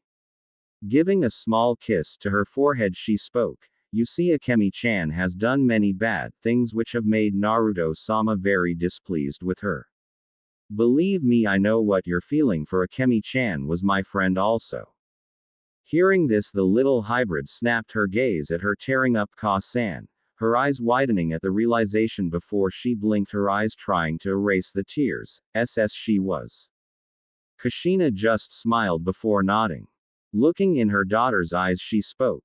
Yes, she was. In fact, Akemi-chan was my friend just like she was to you. During my time growing up, she was always there for me when no one else was. Sometimes during my life, if it wasn't for her, I wouldn't be here right now. Heck, when she found out about me having you, she was completely ecstatic and was wanting to always meet you.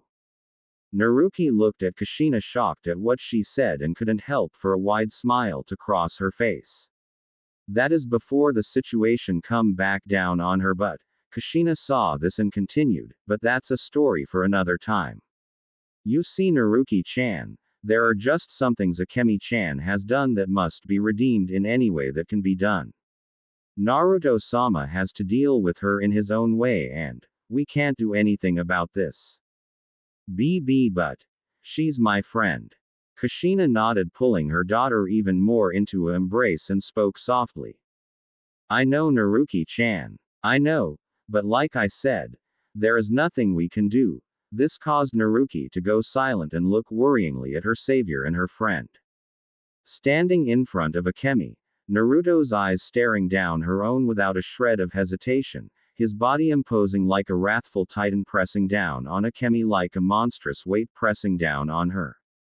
That is before the sound of lightning sounded the area. Looking fearfully, she saw Naruto's left hand crackling with pure black purple streaked lightning. She could feel the great power condensed within the lightning that was way beyond her understanding. She honestly believed the power was strong enough to kill the Jubi itself. Depending on who was making the attack, she didn't doubt it. Naruto gave her an unforgiving look as he walked up to her and spoke with his lightning-encased hand inches away from Akemi's head. Now Biju, give me one good reason why I should not obliterate you where you stand. For the mockery you have inflicted upon our kind's name, dragging it through the damn mud and allowing yourself, you, the mightiest of the Biju, controlled by mere humans, and not only once but 3 times. His tone sinisterly demonic, which scared the already trembling Akemi even more. The Kitsune Biju couldn't tear her gaze away from the man's eyes. She couldn't help herself but be completely terrified, more than she had ever been. I mean, who could blame her? Standing before her, reading to completely destroy her, was a legend, yet also a nightmare among the demon kind. The mightiest of the demon titans, a individual all demons and even titans feared. The devil of legend, said to have created and brought the apocalypse countless times upon hell with his fights against Lucifer. Someone no one wanted as an enemy, for he himself made the deities themselves shake in fury at his name. And right now, that very devil was before her, ready to completely destroy her and her soul and send them both to the oblivion.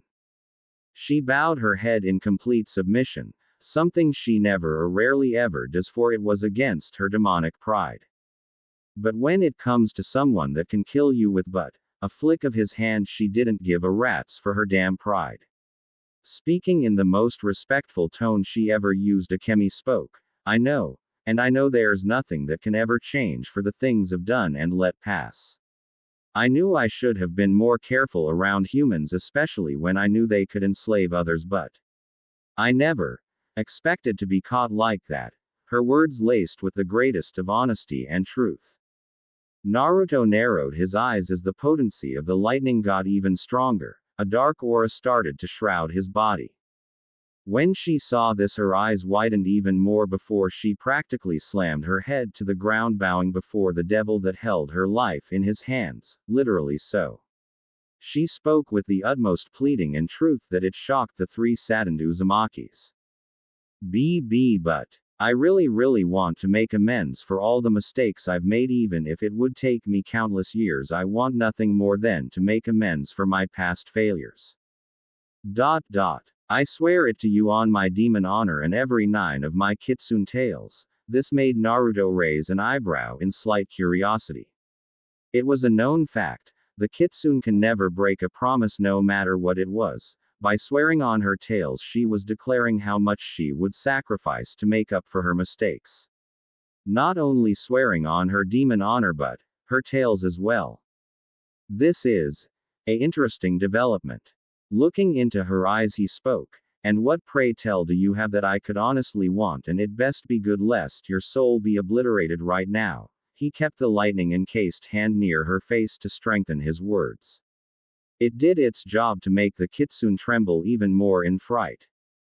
I'm willing to become your slave for eternity. Her words leaving her mouth filled with desperation and honesty. Naruto narrowed his eyes on at the words she just uttered. To speak such things, her. A weakling. Become his slave. That was an insult. He'd have nothing to do with a slave that was as weak as she was. She was a mockery to the whole demonic race. Since if a pathetic fleshbag of a human can control her with a weak little bloodline, then a demon could do so with but a swift of their hand. Akemi seemed to hear his thoughts and spoke, even more desperation and fear lacing her tone, with even shockingly enough tears starting to escape her eyes. I know I'm weak right now, but I want nothing more than to regain my worth, and if you would be willing to help me regain my true powers, then I would be ever so much more useful to you. Naruto raised an eyebrow. He knew what she was speaking about when she said, true powers.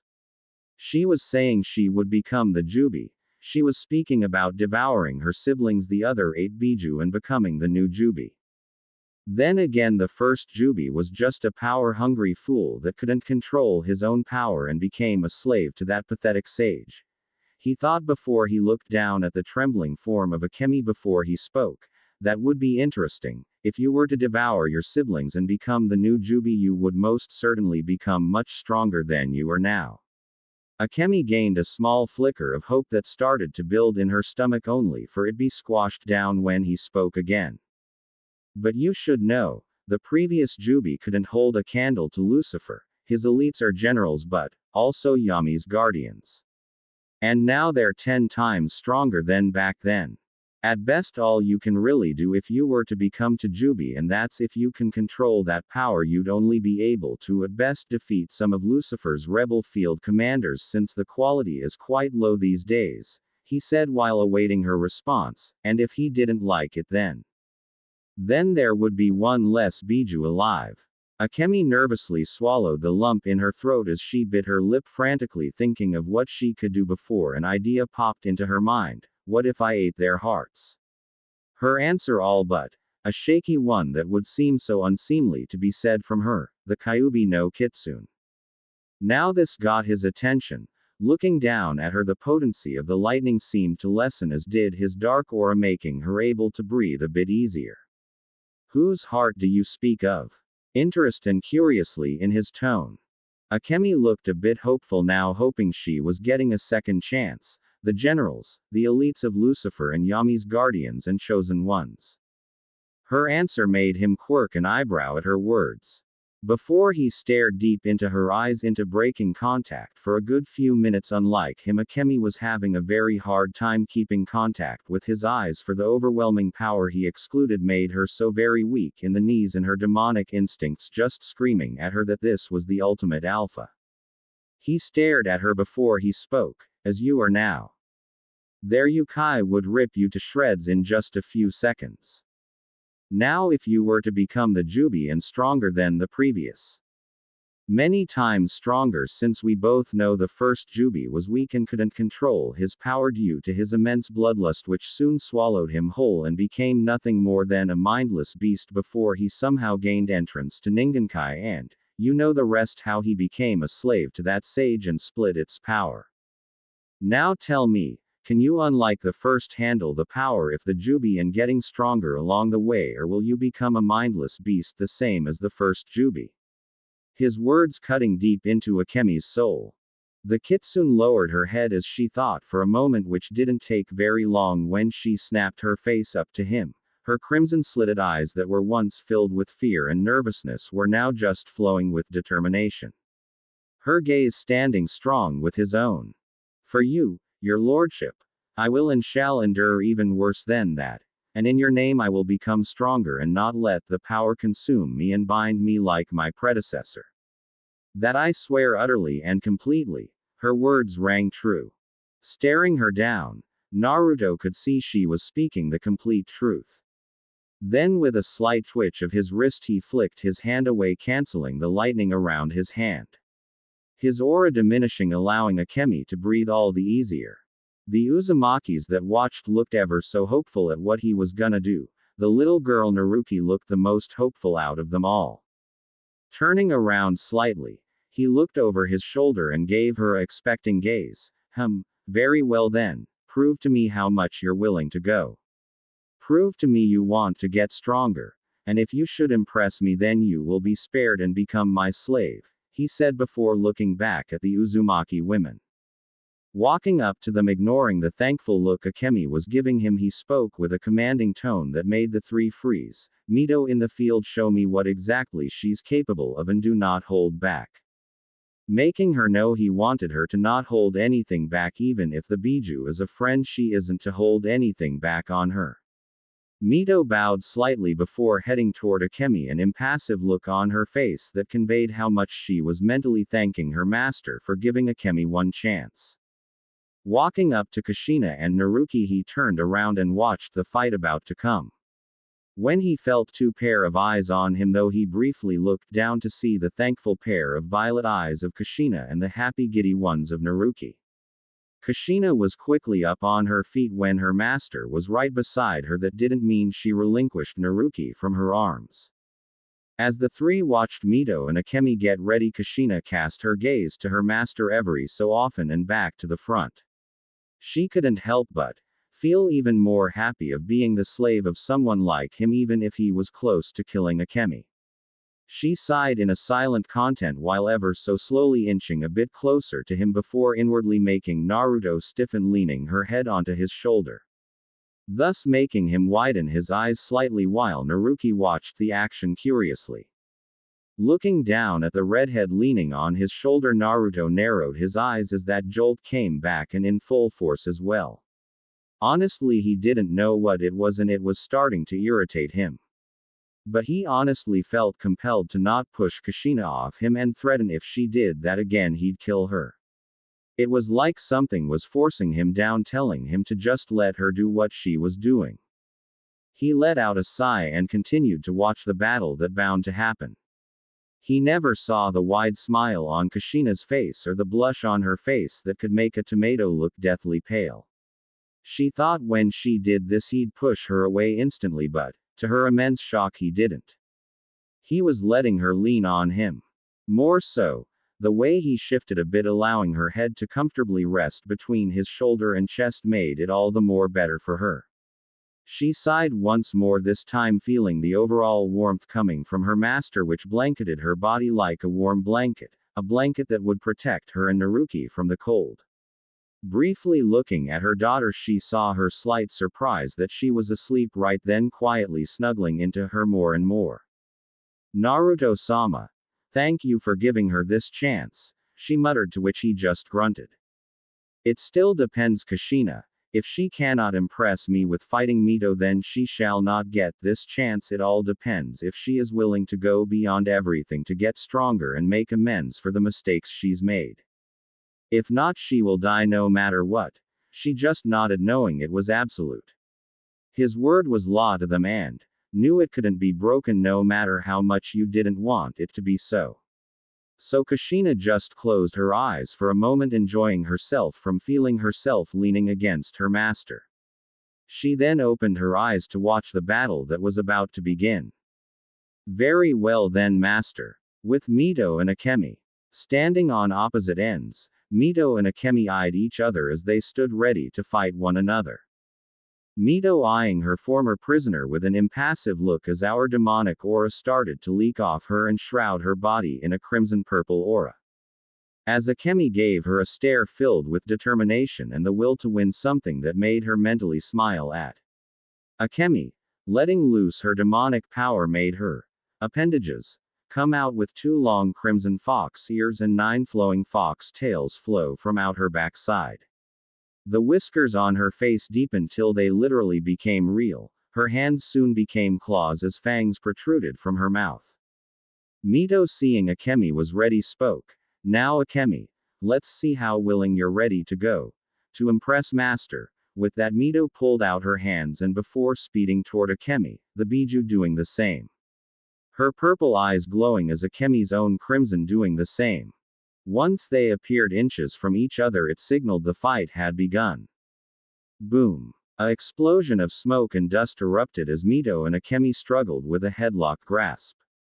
Their hands grasping the others in a ever-tightening grip. They stood firm on the cracking ground as each held their ground. Mito looking impassive as ever as Akemi struggled to keep her stance, since Mito's overwhelming strength was pushing hers down quickly. Reacting quickly, she had one of her tails coming from her left, coming from behind Mito's guard and swatting her away and into the cavern walls.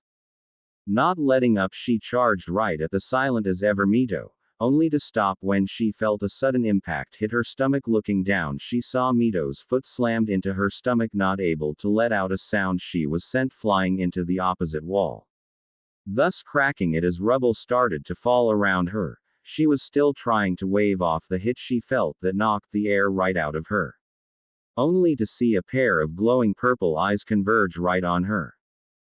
Don't let up or you will lose.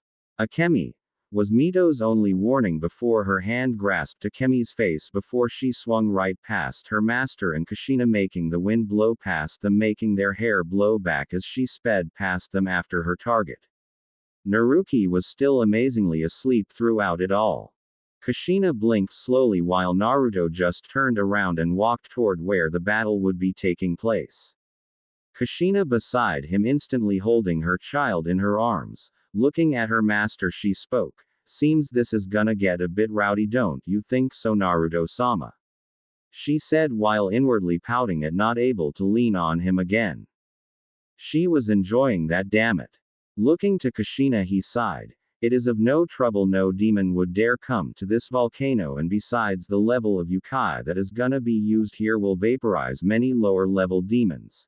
He said, to which she nodded in understanding. Before they walked out of the entrance to the cavern before looking down to continue watching the fight. Knowing it was gonna be quite the hectic fight.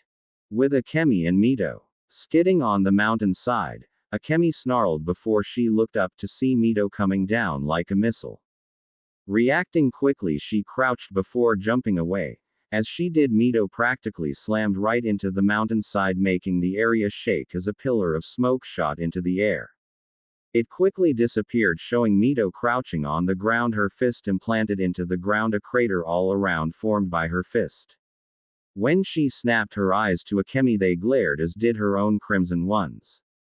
With that, both disappeared only to appear in the air again, clashing, their clashes making small shockwaves erupt from them, making the ground crack and shatter, boulders explode and dead trees uproot. It soon ended when Mito punched Akemi in the stomach before giving her a spin kick to the head, sending into the ground, creating yet another crater. Not letting up, Mito shot down toward Akemi, readying her hands once more.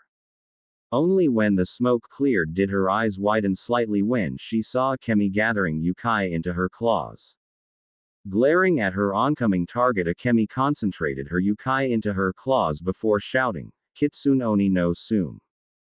Fox Demon Claw. Soon both her claws were engulfed in a crimson fire-shaped claw before she swung both her arms toward Mito, making them shoot toward her like a speeding missile.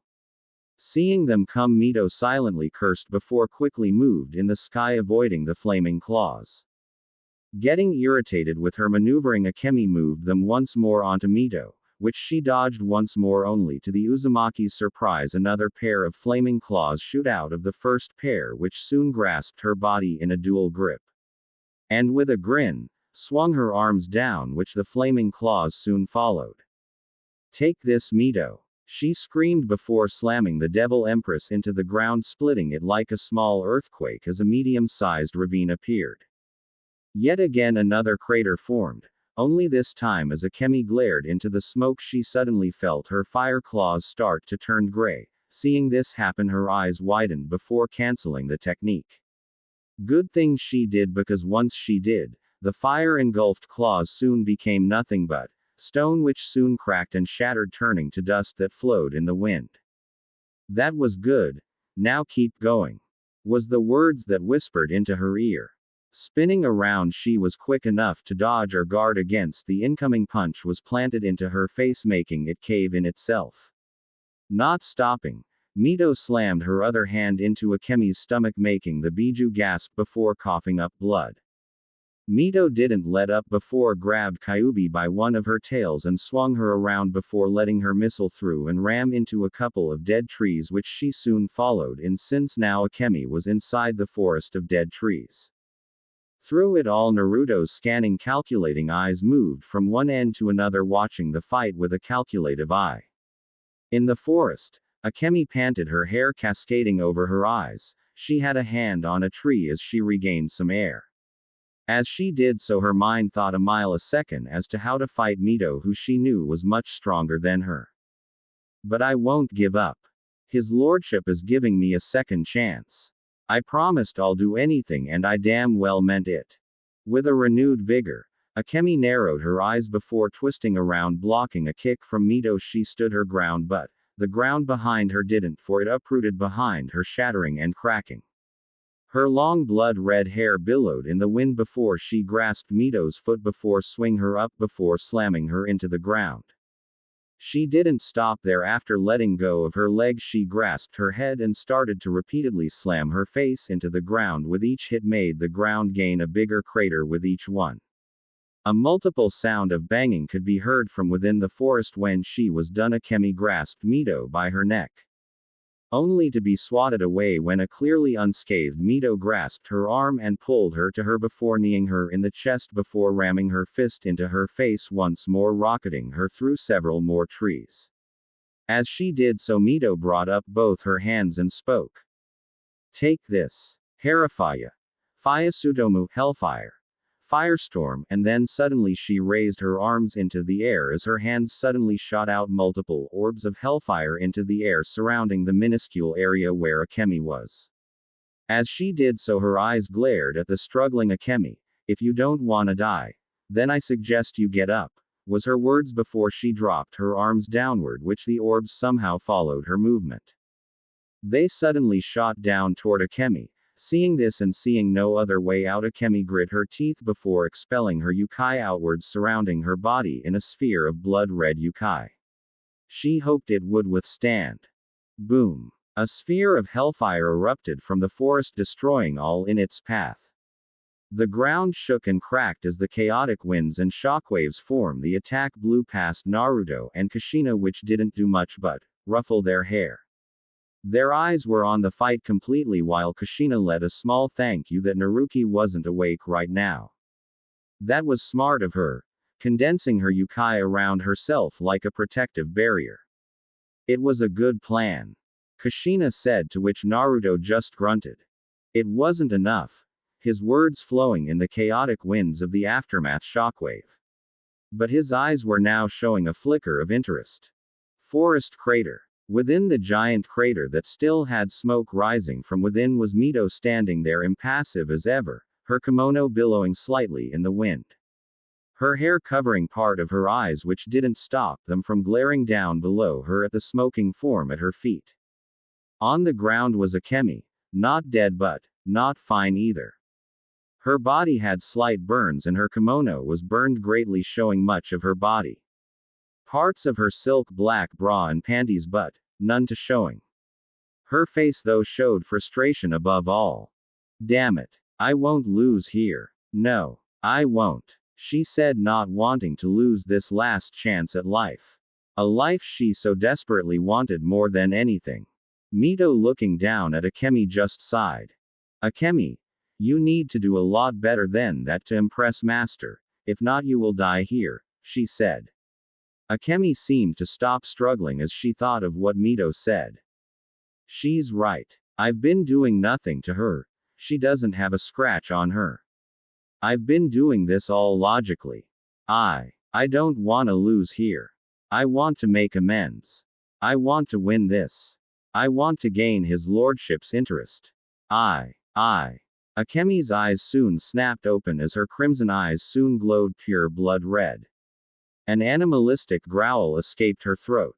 Her eyes were glaring into Mito's own purple ones before she clawed at the ground. Then with a quick snap, Akemi abruptly stood up, her features getting more animalistic, her tails now waving around her in a slow motion. Crouching low on all fours, Mito let out a small smile. Good, you're getting serious. Then show us what you have. Kyuubi no Kitsune. With Akemi rocketed toward Mito in a much faster speed, making Mito's eyes widen slightly. She didn't have time to put up a guard as a clawed hand rammed onto the side of her head. Her eyes widened a bit before her face met the ground once more, only this time the ground exploded upon impact. She briefly looked up to see Akemi's face, her crimson-slitted eyes flashing, her growling like that of the true demonic fox she was. She smiled before it vanished. She soon kicked Akemi off her, sending the biju into the air, which she soon flipped in the air. Standing up, Mito cracked her fingers before speaking. Good. Come at me, Akemi. Show Master your resolve. Show him your will to get stronger and make up for your mistakes, her demonic voice carrying a softer tone. With that, two shot toward each other. They both spoke in their own demonic tones as their demonic aura flared from them, destroying the ground around them or distorting the air in Akemi's case. Heru. Barajingu-ken, Hellfire. Blazing fist, she said as her whole right was engulfed in hellfire, not burning her a bit as an sphere of hellfire shrouded her fist, making her whole arm blaze with hellfire, and a condensed sphere of highly concentrated hellfire surround her fist. Akemi didn't let up either, for she channeled most of her yukai in her left claw, making it explode with her yukai, making it glow with her crimson flame-colored yukai. She let out a small growl before she spoke of her technique. It soon formed into a snarling crimson-eyed yukai kitsune, its maw wide open, showing a pure black orb within its maw getting bigger each second. Oju Auto. Kitsune Sutairu. Kyubai Furu Kudo Amari Dama. Biju Art. Kitsune Style. Nine-tailed full-powered Amari Sphere. Hearing her words made Mito's eyes snap wide open. As did Kushina's. Naruto's own eyes though lit up with full interest as a small smirk crossed his features. Hey, crazy little vixen, he thought, giving a slight chuckle as his hair shadowed his eyes from the swaying winds of both techniques giving off. Kushina eyed the technique until she hugged her daughter, a bit more worried the aftermath might hurt Naruki. Naruto, seeing her distress, spoke. Don't worry, this aftershock won't hurt the child. She immediately calmed down. Just hearing her master's calming words made her feel at peace. Why, yes. Naruto-sama, she uttered. Seeing she was calm, Naruto turned his gaze back at the two fighters and eyed Akemi with a approved eye, even if she didn't see it. The fact the approval was there showed how much she had already impressed him. Mito, seeing the attack coming at her, pushing her fist toward the attack, knowing the surrounding area was gonna be in great destruction afterwards. How right she was. H-A-A-A-A-A. Akemi shouted, plunging her full-powered attack towards Mito's own. The Devil Empress, impassive as ever, slammed her own attack with the opposing one. Hoping her master was watching, for she could see how determined Akemi was. If she was using something like this, Boom. A earth-trembling explosion appeared, destroying all that it touched. A sphere of mixing yukai erupted from the forest, incinerating all in its path. It was the color of hellfire mixed in with crimson yukai, making it look like a true sphere of fire. The shockwaves erupting from the sphere shattered small mountains and made the turbulent rushing winds blow past the impassive Naruto and quite surprised Kushina. Their hair once again billowed behind their backs, not once ruffling their hair. They watched the sphere of fire and death spread out more and more each second. The ground being completely incinerated and tearing itself apart, the clouds in the sky swirled around the monumental release of yukai as black lightning raced the sky itself. Seeing the sphere getting closer and closer to the volcano made Naruto sigh before he stretched out his hand and spoke. Barrier, he spoke as a giant non-visible barrier covered the whole volcano. It did its job. When the sphere touched the sphere, it completely and utterly halted, not able to move any further. Expectantly, since it didn't go any further, the sphere started to build up more and more into the sky like an oval before Naruto just closed his eyes. Boom. It did that exactly. The sphere exploded, making a pillar of smoke rise high above the sky of hell itself.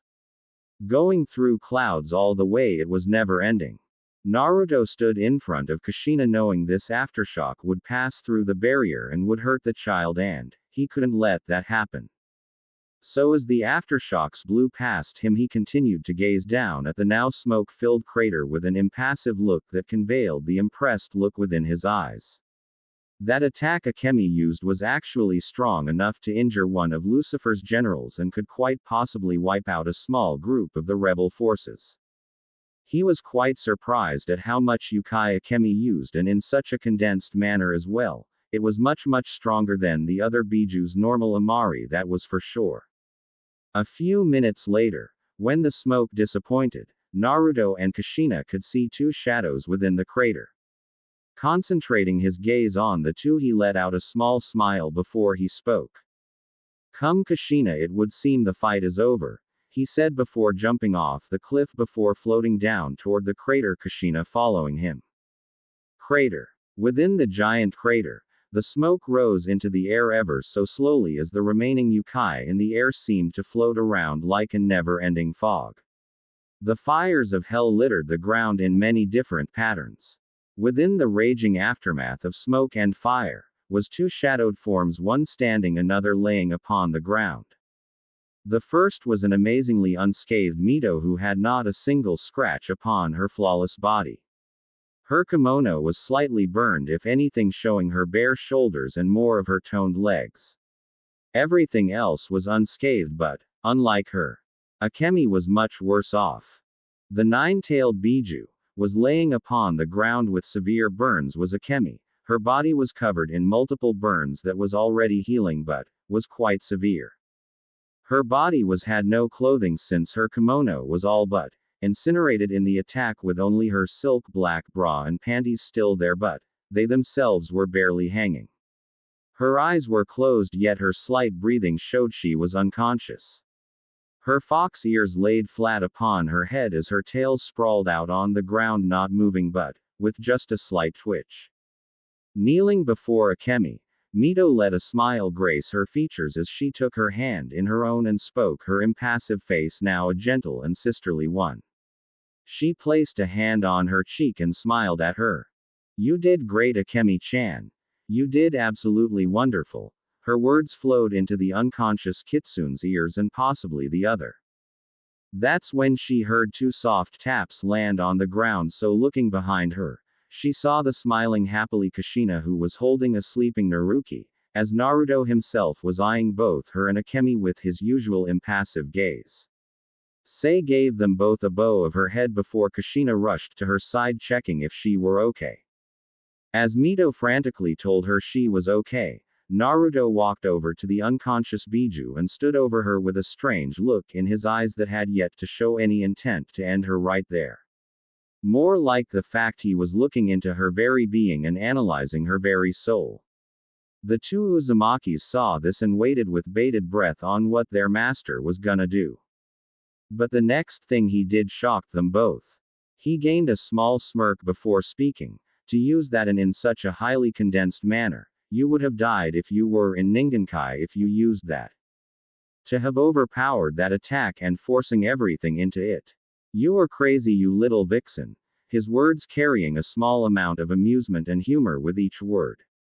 After a few seconds of no response, he kneeled down on his knee and picked up the unconscious Akemi. Carrying her in a bridal carry, he ignored the state of dress she was in and turned toward the surprised Uzumakis. Purr was the sound that come from Akemi before she unconsciously snuggled into Naruto, her head rest against his chest, making the devil gain a twitch in his eyebrow. Looking down at her, he half contemplated to just drop her right there and have Mito carry her. Mito, Kushina, follow me, the woman needs rest, he said before he started to float back up to the cliff side. Kushina and Mito blinked before looking at each other before blinking again. Mito opened her mouth and spoke. You think, she started, that he's gonna let her stay? Kushina finished. They blinked once more before giant smiles graced their faces before they shot up toward their master with pure joy flowing through their body. Kushina knew her daughter would be even more excited at this.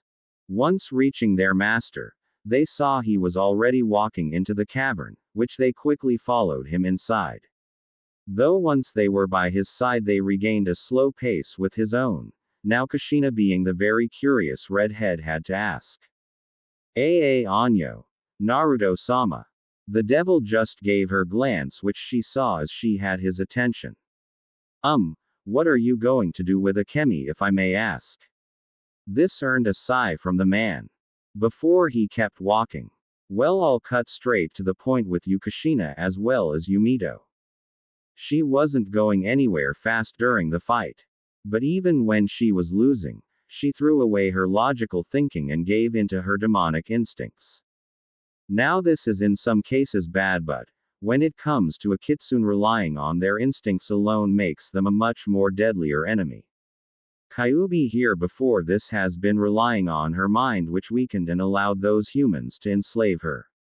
That's not the only reason, but that when you two had that last clash, the power she put into that attack was a great deal of amount, he said, getting both of their attention as they absorbed the information from him.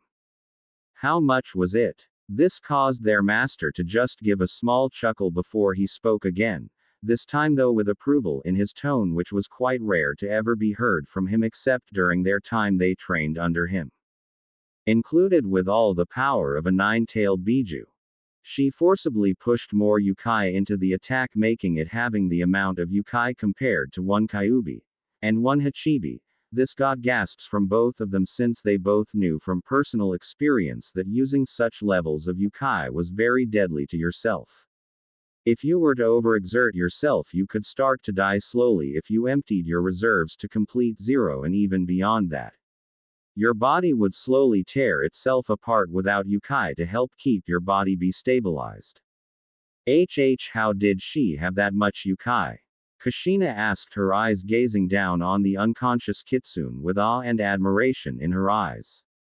Naruto just gave her a glance, not breaking pace. Remember about the Yukai gates each demon and devil has? He received a nod. They remember that lesson. The Yukai gates were similar to the celestial gates the humans have, but the Yukai gates obtained much more Yukai and increased your power 100x with each one you open. There is said to be 7 in all, named for each sin known to the 3 realms. That had seen their master release one, just for a demonstration, and when he unleashed the first gate, they were immediately slammed into the ground by just the immense pressure of the Yukai flooding from their master's body. They still had nightmares when they remembered his appearance. It was so terrifying they were nervous around their master for a good couple of weeks. Even now they get extremely nervous if he were to ever resort to release one. Are you saying Akemi-chan released a gate? Mito said, to which Naruto just nodded. Yes, from what I saw and felt, Akemi had unintentionally released not 1 but 2 gates worth of Yukai, thus giving her the power of a whole Hachibi after fully powering her attack. She had flooded the attack with that extra jump start of Yukai just to win. She's lucky to be alive, he said as he gazed down at the sleeping Kitsune woman in his arms. Single quote, comma, dot, dot. Which has impressed me. His next words made them snap their gaze at him in shock. Sensing this, he elaborated, for her to go to such extremes to prove her worth shows me how much she can keep her word. She hit her limit and went over it all to gain my approval, he said, making a flickering flame of hope come to life within Kushina and Mito's hearts. Does that mean? They both uttered silently, their words filled with such hope it was quite surprising. Naruto just sighed while closing his eyes. Yes, she has proved her worth. Starting tomorrow, Kyuubi no Kitsune, or better yet, Akemi no Yoko becomes my new slave. This made both Kushina and Mito both gain great big grins on their faces before Mito actually squealed of all things. Kushina couldn't do much, for she would wake up her sleeping daughter, but she was pumping her fist into the hair, giving a quiet databane. Naruto himself just sighed even more in annoyance, since he could see both Mito and Kushina's actions from even behind himself. Looking down at the woman in his arms, he sighed. Things are gonna get very hectic soon, and why do I feel like I'll be the center of it all? 10 minutes later, after following through the cavern, the group of three with the sleeping Naruki and unconscious Akemi counting as two, they had arrived to Kushina and Mito's shock, something that was completely beautiful, in their opinion, for before either eyes, after going through so many channels within the cavern, they had come on the outside of the giant volcano, and in front of their eyes was a house. No, not a house, what the hell were they thinking? They were seeing a freaking castle before their very eyes. It was a giant pitch black castle. Surrounding the castle, though, was even more a shocker, especially in hell. The ground wasn't dead of life or barren of any plant life. But in fact, the land had green grass that was completely never seen in hell. Trees that were usually dead were in this one area fully alive. Of course, the sky itself was the usual blood red like always. They stood there shocked for quite a few minutes as Naruto just gazed at the place with irritation. Don't ask. He stopped their obvious question before he walked on, ignoring the grass around him or the fully alive trees. Kushina and Mito looked all around them, seeing the nature alive, unlike the rest of hell, was completely dead. No wildlife was here, but just the grass and trees were enough to bring a small tear to both their eyes. If there was one thing they missed from their old lives, it was the green grass and fully bloomed trees. Despite Kushina missing her daughter even more than anything, this was her second missed thing from Ningenkai. They briefly wondered how or exactly why their master, a devil and one of the most brutal ones to ever live, would live in such a place. The castle, though, was an opposite of the land, being midnight black in all. The bubbling lava around the castle with the black lightning dancing across the sky made it all the more suited place for a devil. Even if the green grass and trees didn't fit the area. The castle's design was strange at best, and they've seen a few of them in hell during their attacks with their master on Lucifer's strongholds. At least Naruki-chan has a place to play at, were Kushina's thoughts on the matter. Knowing her daughter was a bit too young to train at the moment and was a bit happy she could enjoy what childhood she has left. Even if it was in Makai. They followed their master till they came in front of the castle, and when they felt their master flare his Yukai once, the giant wooden bridge came down slowly before ending with a loud click. Before he kept walking, which they followed. Once all three of them were off the bridge, it came back up once more. Now when Kushina and Mito were inside the castle, their jaws would have crashed right through the ground if it was possible. For before them something that was absolutely marvelous in their eyes. The outside of the castle was pitch black, but the inside was painted differently. The halls were mainly pitch black with purple streaks mixed in.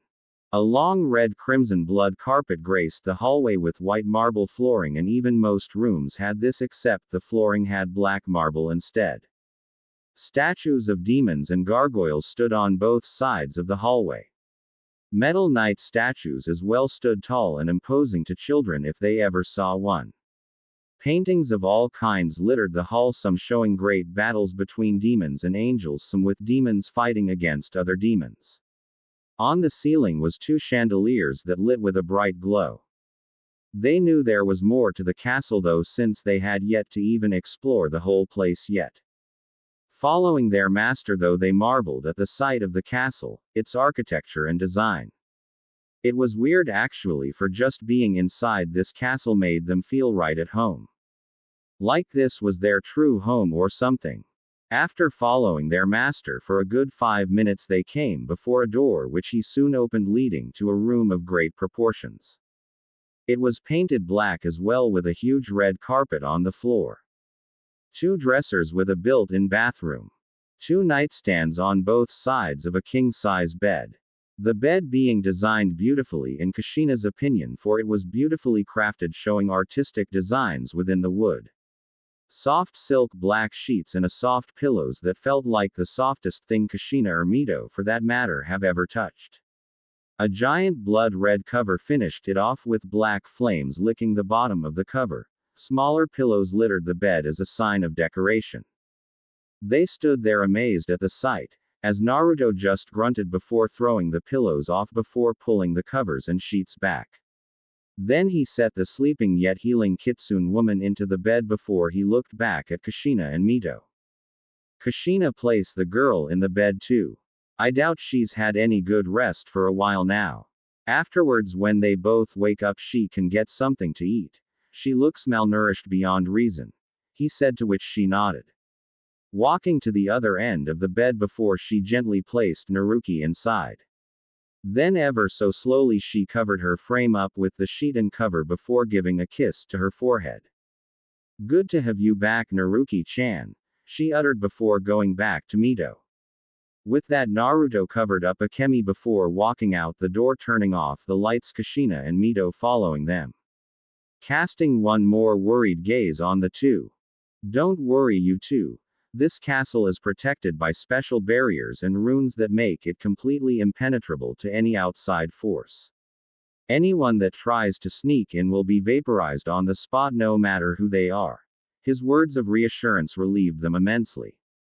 But questions started to pop into their minds as to what this place was and how it was linked to their master. Following him downstairs, they all came to another they finalized as the living room. They could see it was greatly decorated with 2 midnight black sofas and 2 dark violet chairs facing a giant fireplace, and facing the sofas was a giant plasma screen TV. Above the fireplace was a large painting though of something Mito and Kushina couldn't identify. It looked though like a couple holding a little child in their arms. Kushina, Mito, stop dawdling and sit down, it's time to start explaining our next move. Their master's voice quickly shook them of their stupor. Looking back at him, they could see him standing in front of the fireplace. A firm look in his eyes made them audibly gulp. Once they sat down, Naruto turned around and gave them a sharp gaze that made them tremble on the spot. No matter what, if there was one thing that feared yet respected, it was their master. Things have changed, you two. Your training is gonna be upped by a few standards. I feel something stirring in the 3 realms, and it's only a matter of time before more battles break out.